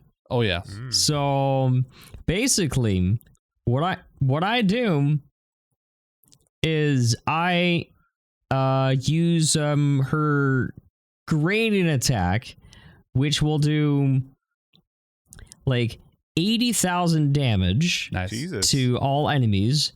And then I do another attack that attacks like an awful lot, and each one does 9,999 damage because I'm doing like plus 850% damage in Twilight because I generated 30 sun cards. So it's like, boom, there we have it, 160,000 damage in one single turn without a single fucking painted power picto. My God. Yes, very much so. But at the same time, though, every single battle, a regular overall battle, I kid you not, if I have to successfully not just parry every attack, I have to counterattack. Yes. Because otherwise I don't get those benefits. And and basically I'm spending about like an hour of failing over and over again and learning the parrying timing of every single attack. And when it's finally the run of me completing it, the battle takes like 32 minutes. Just one battle. I mean, 32 minutes. You say that you watched me take on that Seraphim fight, and that was over an hour because I was severely underleveled. That's me every fight, just regular fight. That I was severely underleveled, and the only reason why I lived for so long is that my L had the barrier breaker weapon. Yeah, and barrier breaker is a must for my challenge. Yes. Otherwise, no. Did any of you guys beat one of the mimes in your challenges? I beat multiple mimes. Yeah, plenty of mimes. Yeah, with the no pictos or the fuck the mimes, dude. I don't like them. Yeah, the mimes are easy. Yeah. No, they're not. Because like they all have the same exact attack. I literally, my first mime you encounter is like in one of the first worlds. I beat that first try. Yeah, you fight the first one before like in Lumiere. That's how I got French. Aren't you fucking cool kids? Fuck those things. Oh yeah. Also, back on the Silksong thing, the bell beats with 2 attempts. You know what? I'm just gonna quit fucking video games. All right. Yeah. Fuck video games. Yeah. They rot your brain. Yeah. I will say, I finally beat Act 2, but like I kid you not, I was shaking so bad. Oh my god. Because every single attempt was half hour each. And I'm like, guys, I might spend the entire day doing this. There's no fucking way. If I mess up one attack, because like I'm getting one shot now. I mean, each enemy is now dealing 5,000 damage, and I've maxed out my vitality, and everyone's at like 2,500. It's not happening. Nice. And what is defense? What is agility? Like Eric, quick question. Mm-hmm. You finished Clair Obscur, haven't you? No, I have not. I am still on the very, very last boss, and it's one of those things where it's like, look at this. It's one of those things where it's like you start seeing somebody and then you're like, this is a really, really good time. I really, really like this, yada, yada, yada. And then, you're getting to the end and you're just like, I don't want to go do this last fight because once it's done, like we have nothing left. It's over. Yeah, it's we have over. nothing I mean, left. there is like the honeymoon content. is over. Like we have nothing left. Yeah. There is endgame content. You will have, this game gives you that feeling because, like, I mean, I cried again on stream. And I feel like I'm also semi-worried because I'm also well, one, it's difficult. Like, I'm having a hard time with it. And then two, what is going to fill that void? Because this, again, Silksong. episode 3, Clair Obscur podcast here. This is one of those games that any game that comes after it is going to be overshadowed. Like it will be held to this same critique or this same level of scrutiny and now let me rephrase this here. Any notable release that is coming will be held to the same scrutiny as this. There's a content creator that I found recently who's done a lot of Clair Obscur content recently on his channels and stuff like that. He had the exact same feeling when he finished everything in the game. Was like, what do I do now? Yeah, I played Peak. Now any I have game, to say goodbye to it. Any game that comes after it that is going to be Sebi, that's his name. A huge release like your Grand Theft Auto. Grand Theft Auto is going to be this own masterpiece in itself. I hope. Yes. But. Like anything that comes after this, like, okay, like Final Fantasy 17. Is Final Fantasy 17 going to hold the same candle? Like there is a bar that has been raised. Yeah. That we haven't seen in a long, long time. I feel like also, if you've played Clair Obscur after playing Final Fantasy, that'll probably like taint it for you, wouldn't it? With like No, Final Fantasy's got its own. I played Final Fantasy 16 once after Clair Obscur, and I almost forgot about it. Because I was like, oh shit, I've even finished Kingdom Come Deliverance too. Mm-hmm. The Kingdom hasn't come for a while. Yeah. But when's it gonna come then? Demi brings up a point here. I think that we're talking about this content. We finally got a game full of love. We haven't for a long time. Because we as consumers have kept accepting mediocre shit. Like legit mediocre shit. Yeah, and then recently we've had Baldur's Gate 3. We've had Clair Obscur Expedition 33. Hollow Knight Silksong has now been another one that's come out recently. We got Peak recently, which was a game that was made within a month out of the love of like gaming from a game jam, and like soared through like unsold 10 million copies of it within a month. Like, I honestly really hope, because at a time where things within like the gaming industry is like so bleak, so depressing, and with everything outside of gaming where it's bleak and depressing, but then you see works of love, works of art, and I really hope it puts the rest of the gaming industry on notice. Yeah. That mediocre efforts, sure, it might make you money, but like, is this the legacy you want to leave? Exactly. I could say this with the utmost confidence, right? Those of you out there that are waiting on like Kingdom Hearts 4 or whatever are going to be sorely disappointed. Yeah, for sure. You're going to be sorely disappointed because it is a known product. It is a known franchise. They're going to get your money either way, and you're going to go into this thing wanting this. You're thinking you're going to get this glorious fucking monumental thing. No, you're going to get some of the same old. And I'm going to say the same thing about Final Fantasy 17, probably what it's going to be. But there's like, that's where I'm coming from, where it's like a bar has been set this past 2 years. A bar has been set of truly talented makers making truly great games, while these big corpos have been basically running on cruise control and dishing you out. You know, I don't want to say it's garbage, but they are dishing out the same fucking Big Mac combo meal that you've been getting at McDonald's for the past 10 years, 15 years. For me, I am a giant Zelda fan. Mm-hmm. If I got word that the next Nintendo Direct is going to have is going to announce the next Zelda, yeah, I'm gonna be like, oh, I'm looking forward to it. Am I going to be gyrating with excitement? No. And the reason being is because, you know, I love Nintendo. The new Donkey Kong looks pretty good. But other than that, I feel a lot of this stuff, it's just, these developers just go into like their little hermit shell of just playing it safe. I feel the same way with Pokemon. Yep. Guaranteed income. This is what we're talking about. This is guaranteed income that they rely on, right? Yeah. There's guaranteed income here where it's like, okay, we've been releasing the same Pokemon for every year. There is going to be a subset of people that are going to buy it enough to cover our costs, right? Literally. And then we can move on and crank out the next one.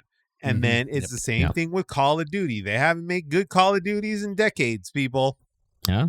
But Diablo. When they announced Diablo 4, I was like, Diablo 2 is my childhood. Do I care? No, not really. Mm-hmm. You know, so we are in this. We're at this crossing now where it's like some of these developers are starting to get a backbone, and they're staying away from the guaranteed money, and they're taking risk, but they're taking risk on projects that they are proud to be making. And I think because when the money's going to come anyway, why bother, right? Yeah, right. You know, a lot of this is big risk. A lot of these things, you know, if Hollow Knight was not a success, we would not have this. No. And that's the reality of the situation here. Whereas there's some places where like some companies will take guaranteed bets. You know, Destiny has gotten too big to finance on its own. So you need a Sony to come in and finance it. Yes. And unfortunately, that is the cost of your company. It is owned by Sony now, and that ship's fucking underwater somewhere. Yeah. Jesus. You know, people are probably diving under the sea to visit Destiny like they do the Titanic because that ship has sunk. That's why I just keep playing my retro games because, you know, because at least it's the exact same experience, but at least, you know, it's good. It's good. Yeah. It's good. It's good. That's why I'm looking more into Pokemon ROM hack games, because the community are actually making pretty fun Pokemon games, honestly, using like Gen 3, 4, and 5 mechanics, honestly.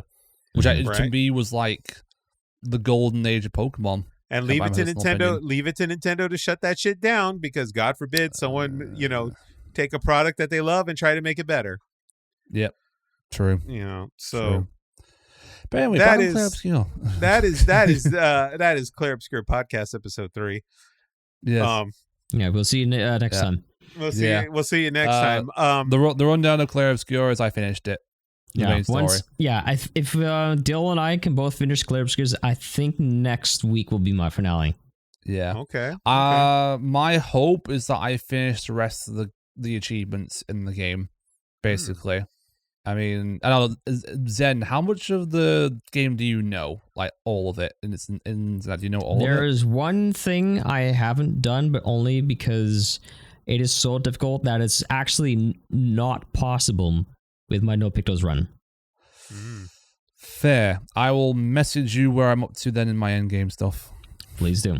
Okay. We are running down on time here. So we're going to get to the next achievement in video games here. Zenith has given us a list of 23 games that he is playing at the same exact time. He has gotten so lazy with all these games that he didn't even bother to type them on the sheet. He just gave us a screenshot. Yep. Literally. He didn't even bother to resize the screenshot so I can read it. All right. So, let me... Here we go. I can read this now. Did you actually get it? Yeah, I resized it. I can read it now. All right, hold on. Oh my gosh, I'm trying to get my list. Bigger now. So, I had a big old... So for St. Jude, I had a incentive where if we hit like certain milestones, I would... So for those that don't know, archipelago is... well, the definition of an archipelago is like a stretch of sea with multiple islands, right? Yes. Mm-hmm. So archipelago, the concept is you're playing a game, but you're sending items to another world or another game. So it is all randomized.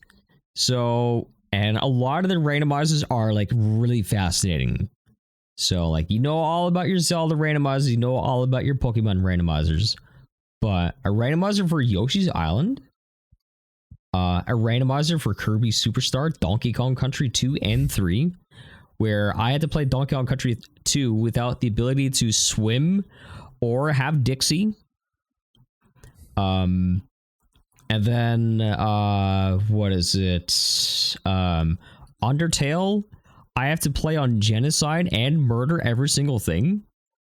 I mean, because I was, what is it? I was playing Sonic Adventure 2 Battle, and I'm like hitting all like the item capsules, and then all of a sudden I just see I've increased my level increased in Undertale. I'm like, oh, I feel the genocide flowing through my veins. Thank you, Sonic. Yes. Was it Keanu Reeves? I don't know. Sonic is not Keanu Reeves. Sonic is Ben Schwartz. So the 23 games I have is Zelda Ocarina of Time, Zelda Link to the Past, Paper Mario for the N64, Zelda Link's Awakening, Super Mario 64. I don't have long jump, Eric.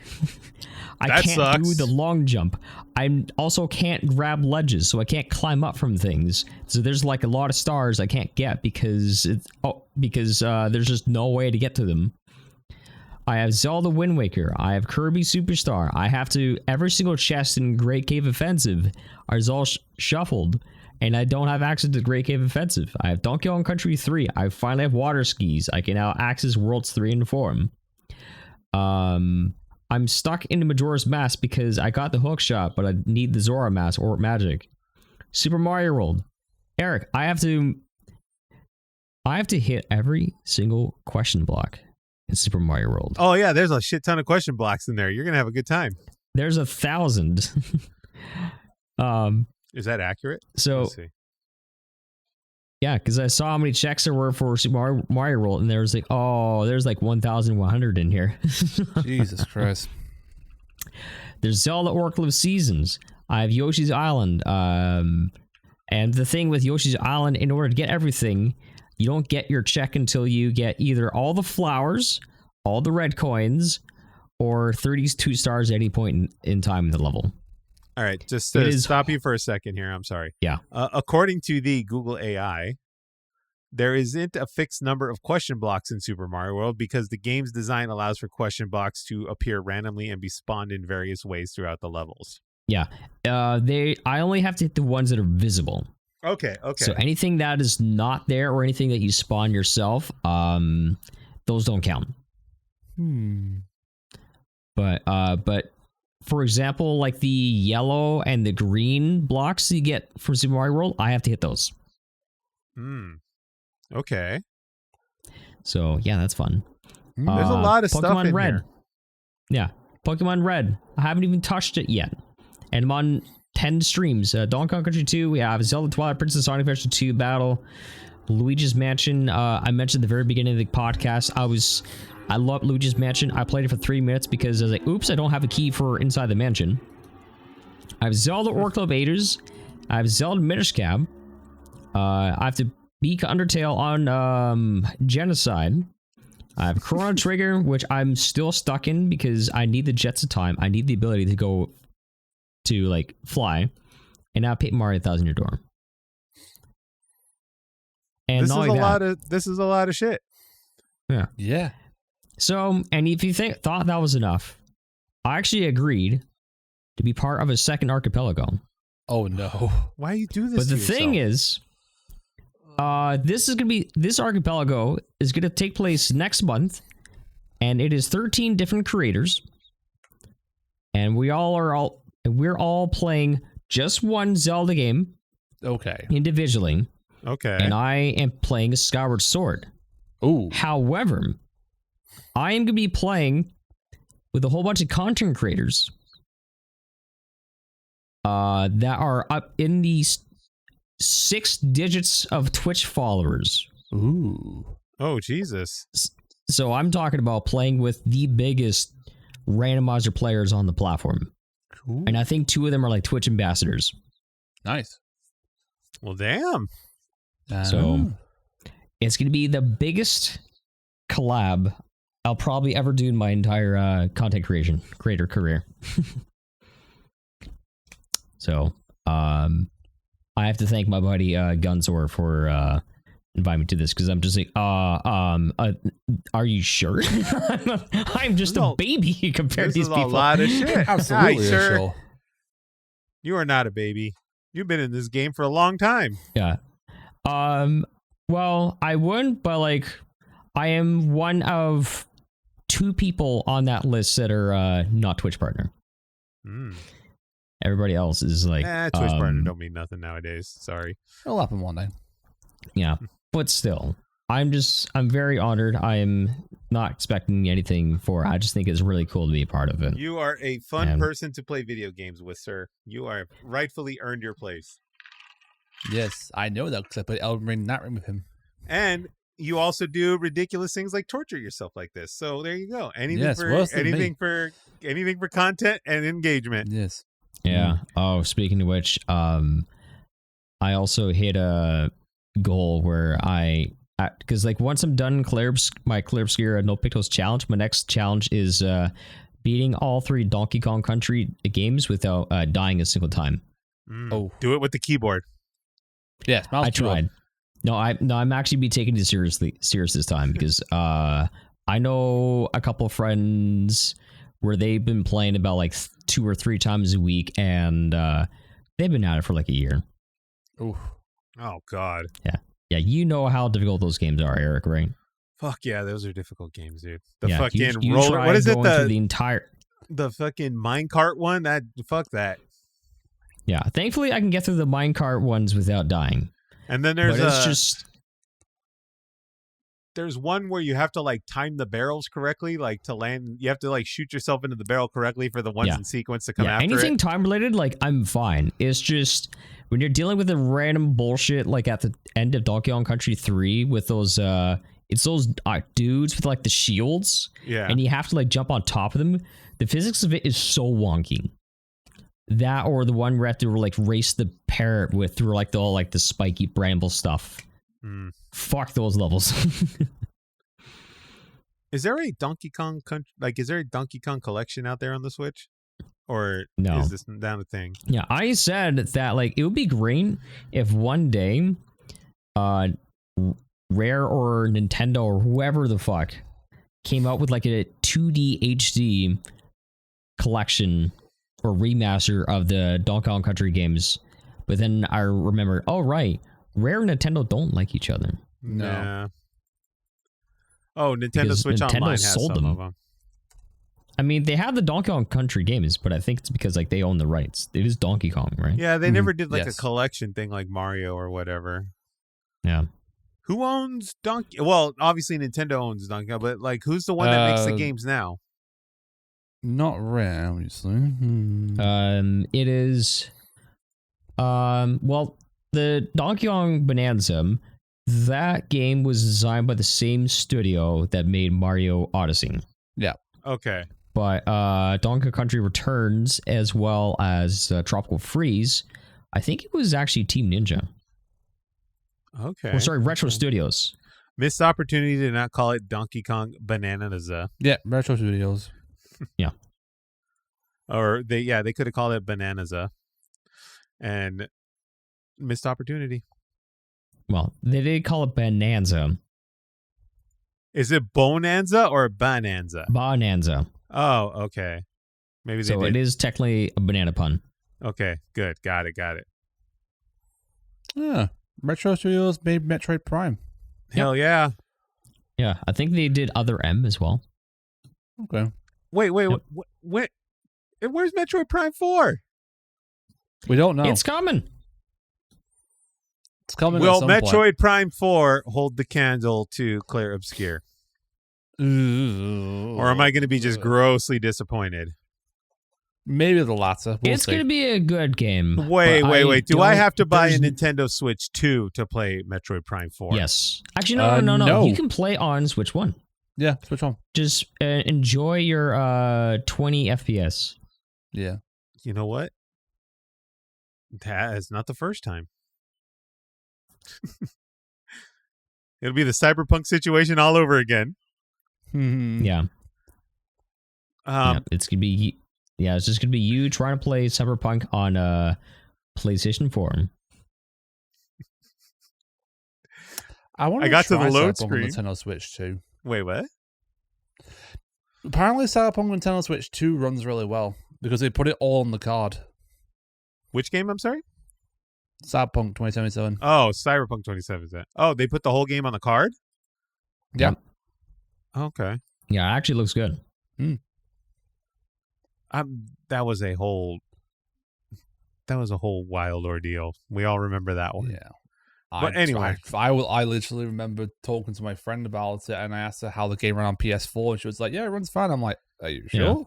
People love it now. People love this game now. Yeah. The DLC they released back in 2023 basically salvaged the reputation that was destroyed. It only took them like 5 years. That's something. Yeah. The game is so huge. All I gotta do is just take the Nintendo Switch 2 cartridge of it, put it in your mouth, and be like, the whole game is in my mouth. Yeah. Real quick here before we start signing out. I forgot I was still on Ghost of Tsushima. Ghost of Tsushima. Ghost of Tsushima.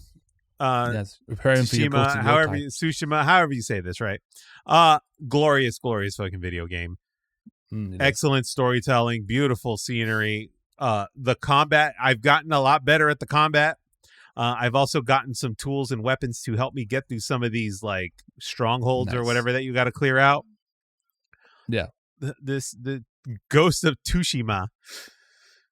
Ghost of Tsushima. Glorious fucking video game. I'll probably have it done by the next pod. I'm hoping to. Nice. Beautiful game. I'm very disappointed in myself for having like not paid attention to it fully when it originally came out, and now I'm shooting myself in the foot. Same. And then Ghost of Yotai is almost here. October, 1 month away. Oh my god, dude, October. Yeah, I was going to do scary games during the whole of October, but then I remember Pokemon Legends ZA comes out that month. I mean, that's going to be scary in itself. We'll see how it runs. We'll find out. I'll find out, won't I? So play it on the Switch 1. Yeah, that way it can feel like a true horror experience. I am buying a Switch 2 probably later this month. Oh, yeah, he's determined. I think I'm buying one because I want to get it before ZA comes out. I'm going to get Mario Kart World and Donkey Kong Bonanza with it. I will not own a Nintendo Switch 2 by then. I don't know when I'm going to buy one, guys. It might be when it's Metroid Prime 4. That might be the one that does it. Probably. Friday. It's similar to when Pokemon Let's Go came out for the Switch. I didn't buy a Switch for a full year, and then they announced Pokemon games coming to the Switch, and I was like, guess I'm buying a Switch. And it's been interesting too because I've sat there and I've realized I don't need a Nintendo Switch 2 right now. Like I don't need one. Same. That's why I didn't buy one when it released. So I was like, I don't really feel the urge to get one because I have other things I'm playing right now. And I heard that Mario Kart 8, whatever it is, Ultimate or whatever the Nintendo Switch one is still outselling Mario Kart World. Yeah, Mario Kart 8. Yeah. Oh. Yeah. I was like, dang. And then, now that I'm looking at all this shit, Sony's raising the prices of the PlayStation 5 by like $50 or whatever. And then Nintendo hasn't done anything yet, but that's coming. I'm very glad that bullshit PS5. And then the Steam Deck. I'm waiting for a new Steam Deck model. Might happen soon. We're waiting for that. I don't know, man. I don't know. Nintendo Switch 2 will come. It'll come when it's ready. Yeah. And then watch, they're going to do the one thing that gets me to buy it, and they're going to put the Zelda HD remakes or whatever in one package on the Switch too. Next Nintendo Direct, mate. Next Nintendo Direct. When is the next Nintendo Direct? Rumors say it possibly could be this month or next month. It might actually come on the 40th anniversary of Nintendo. Yeah. 40th anniversary of Mario. Yeah. Wait, we're already at 40 years of Mario? Did we not just have 35? Like, did the 35 one just not have... Mario anniversary. Yeah, Super Mario Brothers came out, 19... Oh, shit, Eric. 80, it's next week. The 50th... the 40th anniversary. 40 years of Super Mario. Well, shit. Yeah. Mario's as old as me. Yeah, well, you're actually older than Mario. Yeah, I'm older than Mario. Yeah, by 2 years. God.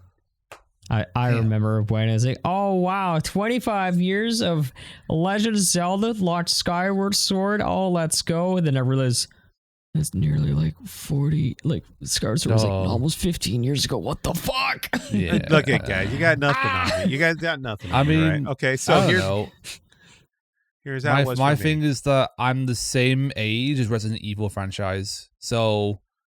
Resident Evil turns 30 next year. So do I on the same day.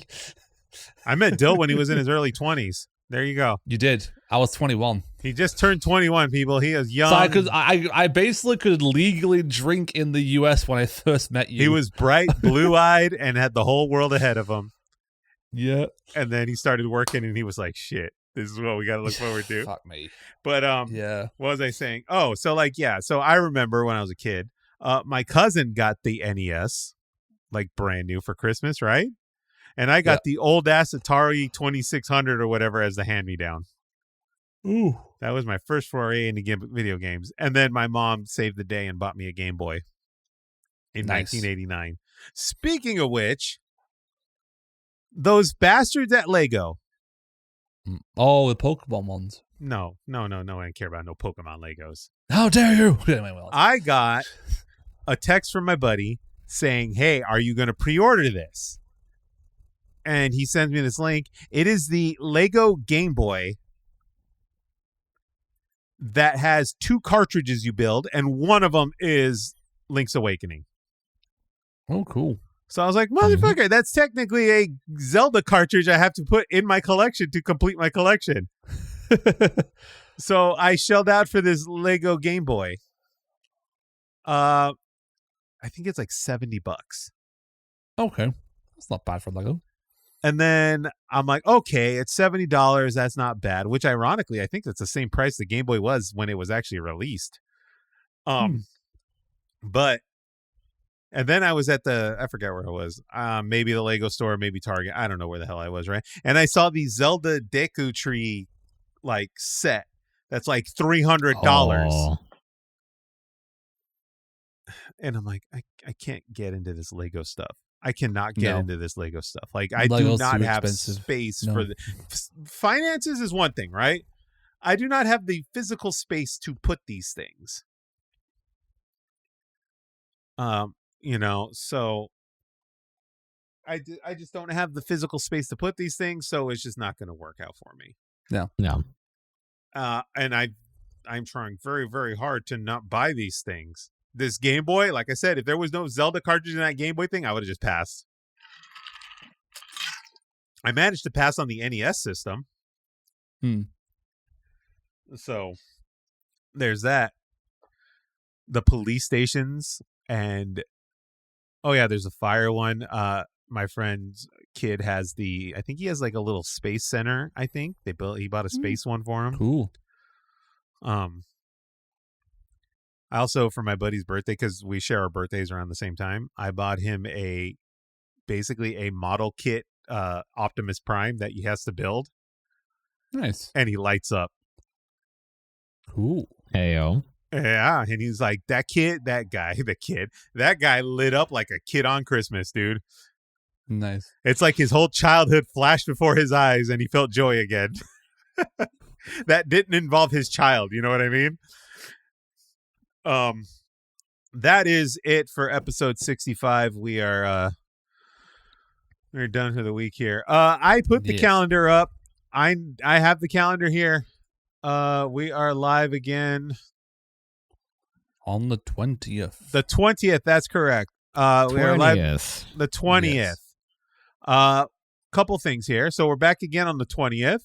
Pow and I will be out the 27th for Comic-Con in LA, but you can catch the episode here. You can catch the brand new episode of Split Screen that went up on Thursday last week.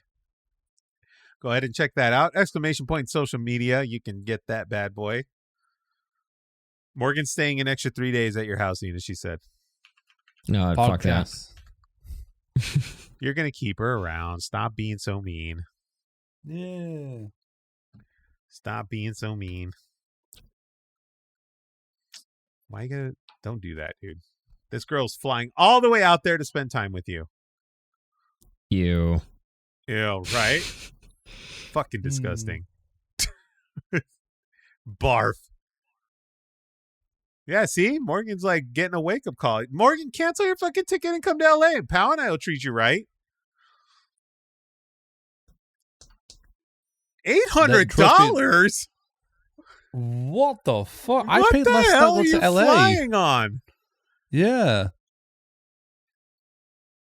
I literally paid like, I think, 600 quid to like go. Yeah, Dil went across the country to get from my house for less. Yeah. Well, we're special. You know what? Zenith, you went to Zenith for the fucking flight booking, didn't you? Zenith's like, here, take this one. And he booked you the most expensive ass one. You better have first class. You maybe best get a foot rub on that thing or something. Yeah. I would share, but Eric's got a tight timeline. Yeah, I got a tight timeline here. Zenith's just trying to get out of this whole fucking thing that he knows he did. Yes, he is. He's what he did. He knows what he did. All right, guys. If you are listening, thank you for hanging out with us today. We appreciate it very, very much. Spotify, Apple, YouTube, you can catch us there. Again, ! Social media if you're in the chat. Catch the clips on TikTok, YouTube, all that good jazz. Check out the new Split Screen episode. And this is Good Friends, Good Games, and we'll catch you all very, very soon. Goodbye.